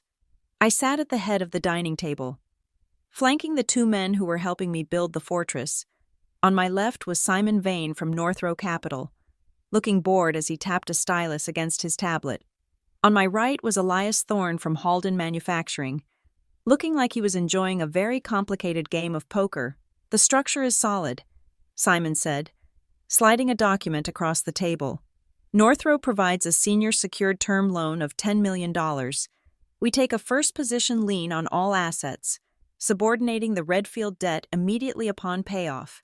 And Halden? I asked, turning to Elias. Elias smiled. We have executed the master supply agreement. Halden commits to purchasing 40% of your output for the next 3 years at a fixed margin. I looked at the contract. It was a masterpiece of corporate defense. By signing a long-term supply deal with a competitor, we effectively poisoned the well for Redfield. A distress fund like Redfield wanted a company with no strings attached so they could chop it up and sell the pieces. But with this contract, Westbridge was legally bound to produce parts for Halden. If Redfield tried to liquidate the machines, they would be sued for breach of contract by a company with deeper pockets than God. It stabilizes your revenue, Elias said, and more importantly, it validates your valuation. The bank can't say you are distressed when you have a $10 million order backlog signed in ink. It is a defensive alliance, Simon added. We provide the cash to buy the gun. Halden provides the bullets. I picked up the pen. My hand didn't shake. I signed the purchase agreement with Northrow. I signed the supply agreement with Halden. With these 2 documents and my personal savings covering payroll, I had built a wall that Grant couldn't climb over. I just needed the keys to the gate. I needed the vote. Elise walked in from the kitchen. She looked pale, clutching a stack of printed bank records. Madeline, she said, can I see you in the kitchen? Her voice was tight. I excused myself and followed her. Elise put the papers on the granite counter. We traced the Stonewell outflows, she said. The forensic accountant just sent the breakdown. I braced myself. I expected to see gambling debts. I expected to see hidden offshore accounts. It is worse, Elise said. It is pathetic. She pointed to the line items. Luxury motor cars of Ohio. Lease payment, $3,000. The Venetian Resort. Suite charge, $5,000. Bespoke tailoring. Invoice, $2,000. He was using the company's operating cash to rent a lifestyle he couldn't afford. The suits he wore to impress the investors? Stolen money. The trips to Vegas to woo clients? Stolen money. But look at this. Elise said, her finger trembling on a large transfer from 3 months ago. Settlement transfer. Case number C. Fee 2023491. Amount $50,000. What is that? I asked. I looked it up. Elise said, it is a civil settlement, a personal injury lawsuit. Grant hurt someone? Elise nodded. He was in a bar fight in Columbus last year. He broke a college kid's jaw. He settled out of court to keep it quiet, to keep it out of the papers so the Commerce Council wouldn't find out. He paid the kid $50,000 to sign a non-disclosure agreement, and he paid it with Westbridge money. I whispered. He assaulted a student, hushed it up, and used the factory payroll to buy his silence. I felt a cold, hard knot form in my stomach. This wasn't just financial fraud. This was moral rot. And there is one more thing. Elise said. She hesitated. Tell me, the authorization for the wire. She said, it required dual approval because it was over $10,000. He used your digital signature for the first approval. And the second? I asked. Elise looked down. Lorraine Collins. She said, my mother. I felt the air leave the room. I didn't scream. I didn't cry. I simply took the paper, folded it, and put it in my pocket. I will be back, I said. I drove to the house on the hill. The Sunday silence was suffocating. I found my mother in the garden, deadheading roses. She looked up, her face wary. I thought I told you, she started. I held up the bank record. Did you sign this? I asked. She squinted at the paper. I sign a lot of things. Madeline. Grant brings me paperwork for the estate all the time. This isn't the estate, I said. This is a wire transfer for $50,000 to pay off a kid Grant put in the hospital. Lorraine froze. Her shears clattered onto the stone path. What? She whispered. He got into a bar fight. Mom, he broke a kid's jaw. He used company money to cover it up, and you co-signed the transfer. No, she said, shaking her head. No, he told me that was for insurance. He said the company needed a liability rider, and because I am on the trust documents, I needed to sign. He lied to you. I said, just like he lied to me, just like he lied to the bank. I stepped closer. He used you, Mom. He used your blind faith to steal from the company your husband built. Lorraine looked at the paper, then at me. Her face crumbled. The denial that had sustained her for years, the belief that Grant was just misunderstood, that he was the rightful heir, finally shattered under the weight of the ink on the page. He told me it was insurance, she sobbed. He swore it was to protect us. He was protecting himself. I said, I didn't hug her. I couldn't. She had enabled him for too long. But I saw the defeat in her shoulders. She wasn't my enemy anymore. She was just a casualty. I need you to stay out of the way. Mom, I said, tomorrow, I am going to end this, and I don't want you in the crossfire. She nodded, weeping into her hands. I left her there among the roses and drove to Calvin Greer's house. Calvin was waiting on his porch. He had his good suit on, hanging in a garment bag next to him. I showed him the settlement paper. He read it and closed his eyes. Violent. He muttered, your father always feared the temper. He said Grant had a glass jaw and iron fists. We have the alliance with Halden. I said, we have the money from Northrow, and we have the evidence of theft. Calvin looked at me. I will vote the shares. Madeline, I will give you the majority. But you need to be ready. Ready for what? For the explosion, Calvin said. Grant is a narcissist. If you back him into a corner, he won't surrender. He will try to burn the building down with you inside it. He will make it ugly. He will make it personal. Let him try. I said. Monday morning dawned gray and heavy. The air was thick with humidity, the kind that promises a storm. I arrived at the plant at 6 a.m. I wanted to be there before the shift change, but as I pulled into the lot, I saw that the storm had already started.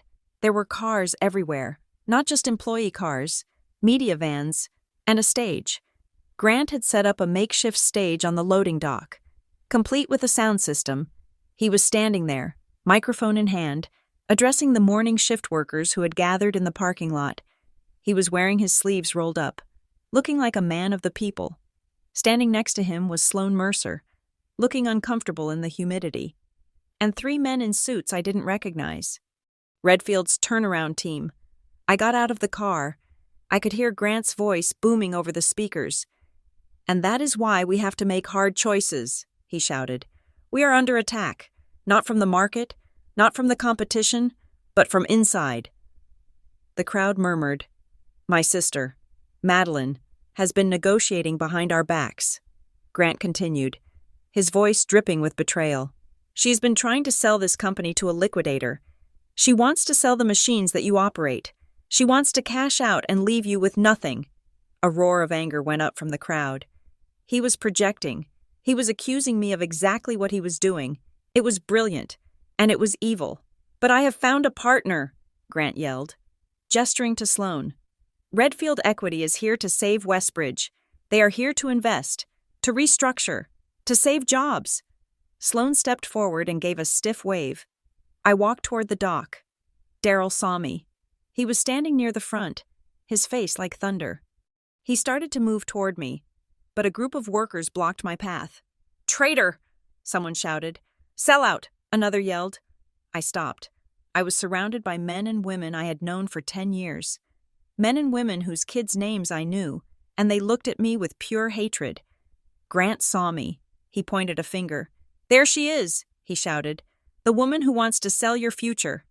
The crowd turned. The hostility was physical. I felt a wave of fear, sharp and primal, but I didn't retreat. I stood my ground. I looked for Daryl. "Daryl!" I shouted over the noise. Daryl shoved his way through the line. He stood next to me, a physical wall between me and the angry mob. "Listen to her," Daryl bellowed. "She is a liar," a welder shouted. I didn't try to shout over them. I didn't try to make a speech. Grant was the speechmaker. I was the operator. I reached into my bag and pulled out a stack of papers. I walked up to the welder who had shouted. His name was Mike. I had approved his disability leave last year. "Mike," I said, my voice calm but loud enough to be heard. "Look at this." I handed him a paper. It was the Redfield term sheet, the one Grant had signed. "Read the highlighted section," I said. Mike looked at it. He scowled. "Asset liquidation schedule. Phase 1, Welding Bay 4. That is your bay." "Mike," I said. I turned to the woman next to him, Sarah from Assembly. I handed her the layoff list, the one Grant had prepared. "Look for your name. Sarah." She scanned the list. Her hand flew to her mouth. I moved through the crowd, handing out the papers, the Redfield liquidation plan, the Stonewell invoices showing the luxury car lease, the settlement for the bar fight. I didn't say a word. I just passed out the truth. Sheet by sheet, the shouting died down. A ripple of confusion spread through the parking lot. People were reading. They were whispering. "What is this?" someone asked. Grant, seeing the mood shift, yelled into the microphone. "Don't listen to her. Those are fakes. She forged them." I turned to face the stage. I walked up the stairs of the loading dock. Daryl was right behind me. I walked past Sloan Mercer, who looked at me with cold calculation. I walked up to Grant. He looked at me, his eyes wide with panic and rage. "Get off my stage," he hissed. "Actually," I said, leaning into the microphone so the whole lot could hear, "it is not your stage." I turned to the crowd. "I am not a public speaker," I said. My voice shook slightly, then steadied. "I am an engineer. I deal in facts. And the fact is, my brother signed a deal to sell this company for parts. The fact is, he put your names on a termination list to save money for his new partners." I pointed to the papers in their hands. "Those are the records. Grant told you to trust his handshake. I am asking you to trust the records." Grant lunged for the mic. "You are lying." Daryl stepped in front of him. Daryl was 6'4" and weighed 250 pounds. Grant bounced off him like a tennis ball. I continued, "I am not selling Westbridge." I said, "I am buying it." I pointed to the North Row team, who had just pulled up in a black SUV. "I have secured funding to buy out my brother's share, and I have signed a 3-year contract with Halden Manufacturing to keep this plant running at full capacity. No layoffs, no liquidation, just work. I looked at Mike. I looked at Sarah. I am not asking for your love. I said, I am asking for your shift. We have orders to fill. There was a long silence. Then, Mike threw the Redfield paper on the ground. He looked at Grant. Welding Bay 4? Mike asked. Grant stammered. It was a contingency plan. Mike turned his back on Grant. He looked at me. What is the first run? Boss? Bracket assembly. I said. Mike nodded. He walked toward the factory door. One by one. The crowd followed. Sarah dropped the list and walked in. The shift leads started barking orders. The mutiny had failed. The truth, cold, hard, paper truth, had won. Grant stood alone on the stage, the microphone dangling from his hand. Sloane Mercer looked at him, shook her head, and pulled out her phone. I will see you in the boardroom. Grant? I said. I walked into the building. The board meeting was scheduled for 10 o'clock. I spent the hour before it in my office with Arthur Bale. He had the termination package ready. It was thick, breach of fiduciary duty, Arthur listed, embezzlement, fraud, creating a hostile work environment. It is all here. Madeline, we can fire him for cause. That means he gets nothing, no severance, no payout. And we turn the file over to the district attorney. I looked at the file. It was the destruction of my brother. Do it, I said. At 9:55, I walked into the main conference room. Grant was there. He was sitting on one side of the table. Sloane Mercer sat next to him. On my side sat Arthur, Simon Vane, and Calvin Greer. Grant looked at Calvin. Cal? Grant asked, his voice cracking. What are you doing here? I am the trustee. Grant. Calvin said gently, I am here to vote the founder's shares. Grant went white. He looked at Sloane. Do something, he whispered. Sloane didn't look at him. She looked at me. Ms. Collins, she said smoothly. It seems there has been a shift in leverage. Perhaps we can discuss a settlement. There is no settlement, I said. I placed the Northrow purchase agreement on the table. I am exercising my right as the majority shareholder, supported by the trust, to purchase Grant Collins's interest in the company. Grant slammed his hand on the table. You don't have the majority. It is 50-50. It is 52.5 to 47.5. Calvin said, I am voting with Madeline. Grant stared at the old man. You traitor. Dad would be ashamed of you. Your father would be heartbroken, Calvin said, his voice trembling but firm. But he would be proud of your sister. She saved the shop. Grant, you sold it. Grant stood up. He looked wild. I am the managing partner. You can't fire me? I have a contract. Arthur Bale slid the termination folder across the table. Your contract is voided for cause. Arthur said, we have evidence of 62 separate acts of embezzlement, fraud, and misuse of corporate funds. We also have the settlement agreement regarding the assault. Grant looked at the folder. He didn't open it. He knew what was inside. He looked at me. His eyes were full of tears. But they weren't tears of remorse. They were tears of self-pity. Maddie, he pleaded, you can't do this. I am your brother. I looked at him. I saw the boy I had protected on the playground. I saw the young man I had covered for. But then I saw the signature he had traced. I saw the layoff list with Daryl's name on it. I saw the check to pay off his violence. You fired yourself. Grant, I said. I turned to Sloane. And as for Redfield, I said, your loan is being called. Northrow is wiring the full payoff amount as we speak. You have no lien. You have no position. You are trespassing. Sloane Mercer smiled. A thin, razor-blade smile. Well played, she said. She stood up. She gathered her bag. She looked at Grant. Good luck, Grant. You are going to need it. She walked out. Grant slumped into his chair. He put his head in his hands. It is over. Grant, I said, security is waiting to escort you out. He didn't move.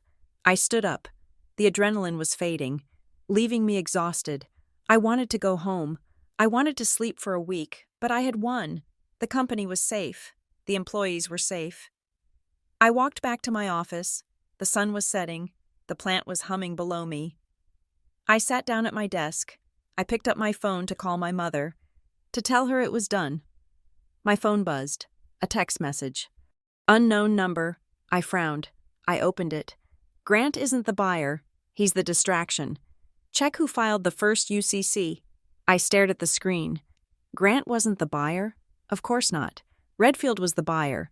But the text said, check who filed the first UCC. I grabbed the file Arthur had given me, the UCC search.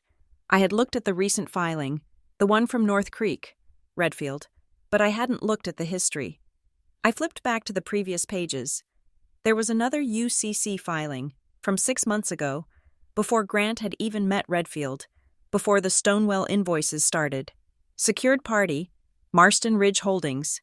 Collateral, all assets. I froze. Marston Ridge Holdings. I had never heard of them, but the filing date, it was the same week Grant had accessed the signature file. If Marston Ridge had a first position lien, then Redfield was second, and Northrow would be third.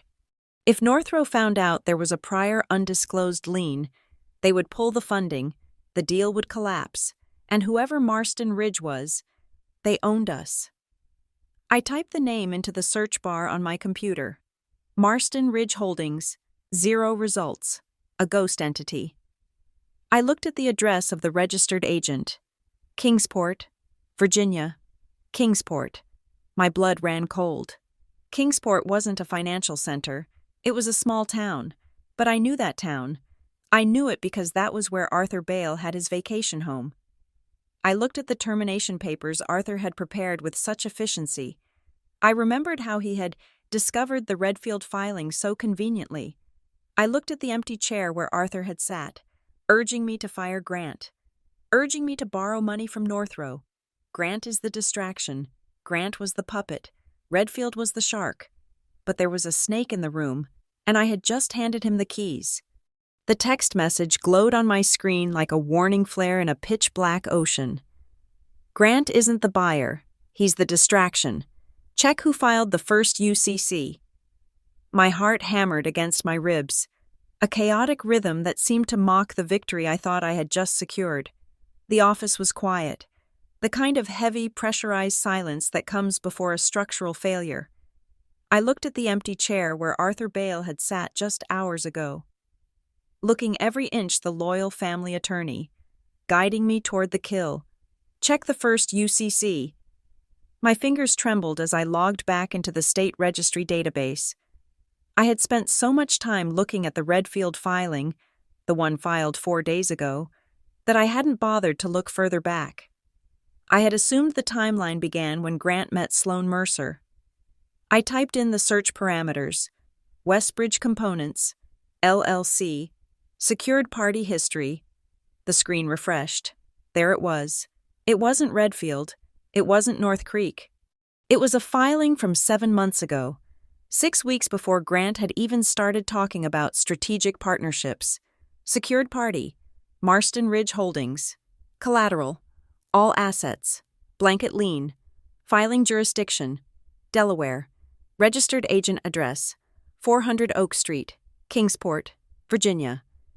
I stared at the city name, Kingsport, Virginia. It wasn't a financial hub. It was a sleepy equestrian town in the Shenandoah Valley. It was a place of rolling hills, white fences, and old money. It was also where Arthur Bale owned a summer estate. The realization hit me with the force of a physical blow. I felt the air leave my lungs. Arthur Bale, my father's attorney, the man who had held my hand at the funeral, the man who had just handed me the termination papers for my brother.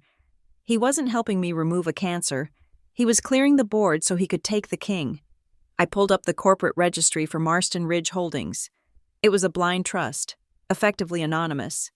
But the authorized representative for the filing wasn't a stranger. It was CB Administrative Services, LLC, Caro Bale. Arthur had tricked Grant into signing a first-position lien months ago, probably disguised as routine compliance paperwork or a bridge loan guarantee. Grant, in his arrogance and ignorance, hadn't read it. He had signed away the company to our own lawyer before he even met the vultures at Redfield. Grant was the distraction. He was the chaotic noise Arthur was using to mask a silent, clinical theft. And I had almost handed Arthur the murder weapon. I had almost fired Grant and liquidated the family trust, creating the exact chaotic transition event Arthur needed to enforce his lien and foreclose on the assets. I looked at the clock. It was 6 a.m. on Monday. The emergency board meeting, the one where I was supposed to publicly execute my brother, was scheduled for 9. I had 3 hours to rewrite the ending of this story. I didn't call Arthur. I didn't call Northrow. I called the one person who knew how to find buried bodies because she knew where the shovels were kept. Elise. I said when she answered, her voice thick with sleep. Meet me at the office, now, and bring the physical minute books from 2004. By 8 o'clock. The war room was dismantled. The papers were gone. The whiteboards were erased. I stood in the boardroom of Westbridge Components. It was a room that smelled of lemon polish and fear. The long oak table, which had hosted 3 generations of Collins men, gleamed under the recessed lighting. I took my seat at the head of the table, not the side, the head, at 8:55. The doors opened. Grant walked in. He didn't look like a man who had been cornered. He looked like a man who had been rejuvenated. He was wearing a fresh suit, a navy pinstripe that screamed authority. He was flanked by Sloane Mercer, whose face was a mask of bored predatory interest. But trailing behind them, looking somber and grave, was Arthur Bale. Arthur caught my eye and gave me a subtle, encouraging nod, the kind of nod a coach gives a player before the big play. Go ahead. The nod said, finish him. I felt a surge of bile rise in my throat. I swallowed it down. Grant took the seat opposite me. Sloane sat to his right. Arthur sat to his left. The room filled up. Calvin Greer, the trustee, took his seat next to me. Elise sat by the door, her laptop open, her face pale but determined.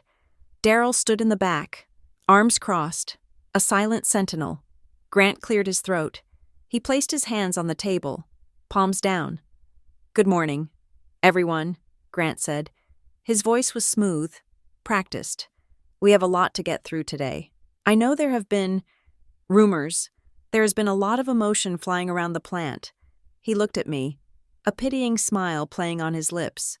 My sister, Madeline, has been under a tremendous amount of stress. Grant continued. And when people are stressed, they lash out. They imagine conspiracies. They fabricate enemies. Sloane Mercer checked her watch, visibly bored by the theatrics. But today is about leadership, Grant said, his voice rising. It is about stability. That is why I am pleased to announce that Redfield Equity has agreed to accelerate their investment. We are moving forward with the restructuring immediately to save this company from the financial cliff Madeline has driven us toward. He paused for effect. Madeline, he said, his tone dripping with condescension. I think it is best if you recuse yourself from this vote. You are too emotional to see the big picture. We can discuss your severance package offline. Arthur Bale leaned forward. He looked at me with those sad, betrayed eyes. Madeline, he said softly, perhaps Grant is right. If you are not up to this, maybe we should recess? He was baiting me. He wanted me to explode. He wanted me to pull the trigger on Grant so he could pick up the pieces. I looked at Arthur. Then I looked at Grant. I stood up. I didn't shout. I didn't throw papers. I moved with the slow, deliberate weight of a hydraulic press. I am not emotional. Grant, I said, I am operational. I slid a single document across the polished wood. It stopped perfectly in front of Grant. What is this? Grant asked, sneering. Another fake invoice? It is a purchase and sale agreement, I said. Grant laughed. We already told you. Madeline, we aren't selling to your liquidator friend. I am not selling. I said, I am buying. I pointed to the signature page. As of this morning, Northrow Capital has wired $10 million to the corporate escrow account. That capital has been used to purchase the controlling interest of the Collins Family Trust shares, currently held by Mr. Calvin Greer. Grant's head snapped toward Calvin. Calvin? Grant demanded. Calvin looked at his hands, then up at Grant. I voted the shares. Grant, 52.5%. Madeline is the majority owner. The room went deadly silent. Grant's face turned the color of ash. He looked at Sloane. Sloane? Do something. Sloane Mercer didn't move. She stared at the document I had slid across the table. She was a professional. She knew when the math didn't work. This is illegal, Grant stammered. You can't just buy the company. I am the managing partner. I have a contract. I picked up the second document, the termination letter. Actually, I said, I looked him in the eye. I looked at the brother who had stolen my signature, stolen my money, and tried to steal my heritage. I looked at the man who had sold us out to a vulture and unknowingly pawned us to a snake. Actually, you're fired. The words hung in the air, absolute and final. Grant blinked, as if he couldn't process the language. Fired? You can't fire me. I am the CEO. Section 4.2 of the operating agreement, I recited from memory. Removal for cause, including, but not limited to, embezzlement, fraud, and breach of fiduciary duty. I gestured to the door. Security is waiting. Grant? Two uniformed guards stepped into the room. They weren't the usual night watchmen. They were private security I had hired that morning. Grant stood up, knocking his chair over. You are crazy, he shouted, pointing a shaking finger at me. You are destroying this family. Mom will never forgive you. I didn't flinch. Mom didn't sign the checks to the kid you assaulted. Grant, you did? Grant froze. His eyes darted to Elise, then back to me. He knew I knew. He looked at Arthur Bale. Arthur, help me. Tell her she can't do this. Arthur Bale sat perfectly still. He looked at the purchase agreement. He was calculating. He realized that with Northrow's money, the company was solvent. His springing lien wouldn't spring. His trap had failed. Arthur stood up slowly. He smoothed his tie. The bylaws are clear. Grant, Arthur said coldly. If the majority votes for removal, and cause is demonstrated, my hands are tied. Grant looked at him with pure horror. The betrayal was absolute. You too? Grant whispered. Security. I said, please remove Mr. Collins from the premises. His badge has been deactivated. Grant looked around the room. He looked at the faces of the people he had tried to fire. He saw no sympathy. He saw only the cold, hard judgment of the working class. He straightened his jacket, trying to salvage a shred of dignity. You will regret this. Madeline. He spat. You are going to run this place into the ground. I watched him walk out. The doors closed behind him with a heavy, satisfying thud. The silence that followed was thick. Sloane Mercer cleared her throat. She closed her leather portfolio. Well, she said, her voice crisp and professional. It seems the landscape has shifted. Redfield is. Of course, open to discussing a minority position. We believe our expertise in restructuring could still be valuable to... I held up a hand. Stop, I said. Sloane paused. There will be no restructuring, I said, and there will be no partnership with Redfield. I slid a third document across the table. It was the notice of investigation. We are freezing all negotiations pending an internal audit into fraudulent filings. I said. Sloane's eyes narrowed. Fraudulent filings? I know about the Stonewell payments. I said, I know about the kickbacks to Jared Pell. And I know that Redfield was aware of the distressed asset manipulation. I looked at her. If you want to sue us, Sloane, go ahead. But know that Northrow has agreed to fund our litigation defense, and I have a sworn affidavit from a forensic document examiner regarding the forged loan signatures. Sloane looked at me. She assessed the risk. She assessed the publicity. She stood up. Ms. Collins, she said coolly, we will withdraw our term sheet. Good luck with the cleanup. She walked out without looking back. Now, there were only the employees left, and Arthur Bale. Arthur was smiling, a benevolent, grandfatherly smile. Well done, Madeline, he said. Truly, your father would be proud.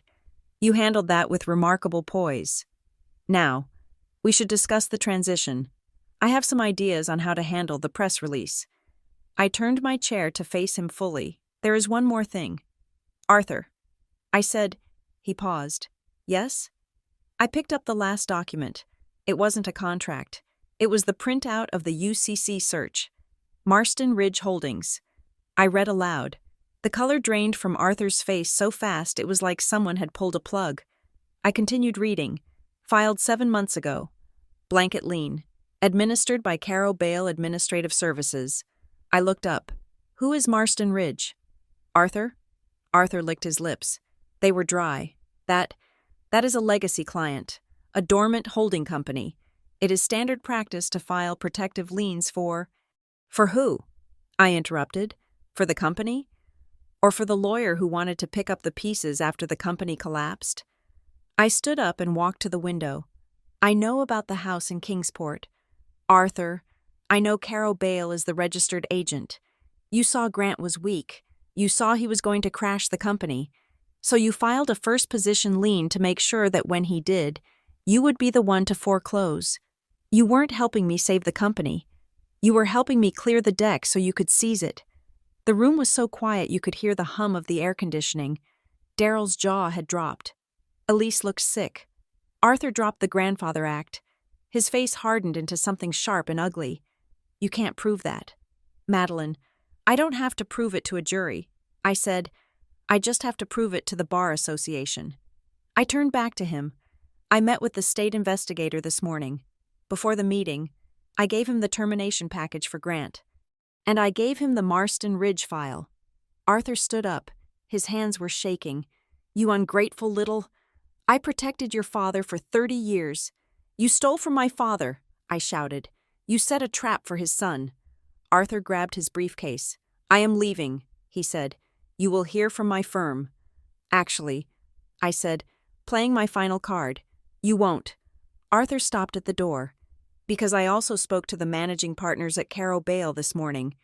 I said, they were very interested to learn that one of their senior partners was running a shadow equity scheme using firm resources.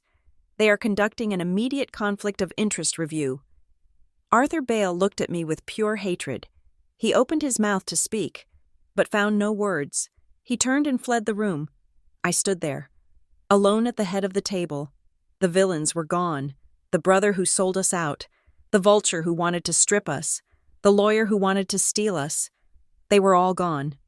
Elise stood up. She wiped a tear from her cheek. Madeline, she said, is it really over? I looked at her. I looked at Daryl. I looked at Calvin. I looked at the purchase agreement signed by Northrow. I looked at the supply agreement signed by Halden. We were in debt. We had a governance mess to clean up. We had a reputation to rebuild. But we were alive. I nodded. It is over. Elise, Daryl stepped forward. He looked at the empty chairs where the men in suits had sat. Then he looked at me. So, boss, he said, his voice gruff with emotion. What is the plan? I took a deep breath. I felt the weight of the last 6 months lift off my shoulders. The plan, I said, is simple. I walked to the whiteboard. I picked up a black marker. I wrote 3 words: quality, integrity, steel. We go back to work, I said. I looked at the clock. Meeting adjourned. That evening, the plant was quiet. The second shift was humming along, the rhythmic thumping of the presses a lullaby I had missed. I sat in my father's office. My office now. I had moved my things back in. The trailer in the parking lot was being towed away tomorrow. I had issued the press release at noon. Westbridge Components announces management buyout. Madeline Collins named CEO. I had announced the new governance policies at 2. Dual signatures on all checks over $500. A quarterly external audit. A whistleblower hotline that went directly to the board. Not management. I had called my mother at 4. She hadn't answered. I left a voicemail. I told her I loved her, but that the locks had been changed. I told her that Grant was safe, but he was on his own. It was the hardest call I had ever made. Now, it was just me and the ghost of the man who started it all. I opened the bottom drawer of the desk. I took out the wax-sealed envelope. Don't trust handshakes. Trust records. I took a pen and wrote a new line underneath his. And when the records lie, trust yourself. I put the card back in the envelope. I put the envelope back in the drawer. I swiveled my chair to look out the window. The sun was setting over Briar Glen, casting long shadows across the industrial park. I was 33 years old. I was single. I was estranged from my family. I was millions of dollars in debt. But as I watched the delivery trucks line up at the loading dock, their headlights cutting through the dusk, I felt a profound sense of peace. I wasn't the little sister anymore. I wasn't the worker bee. I was the partner, the only one that mattered. Thank you so much for listening to My Brother Bragged I'm the New Partner. I bought the company and said, actually, you're fired. This story was a journey through betrayal, corporate chess, and the resilience of a woman who refused to let her legacy be stolen. I hope you enjoyed the twists and the final justice served to Grant, Sloane, and the treacherous Arthur Bale. I would love to know where you are tuning in from. Are you listening from a bustling city, a quiet town, or maybe even your own workshop? Please let me know in the comments below. If you enjoyed this story, please consider subscribing to the Revenge Stories channel for more tales of justice, drama, and sweet retribution. And don't forget to share your thoughts on Madeline's final move. Did Arthur Bale get what he deserved? Until next time, keep your records straight and your instincts sharp. Goodbye.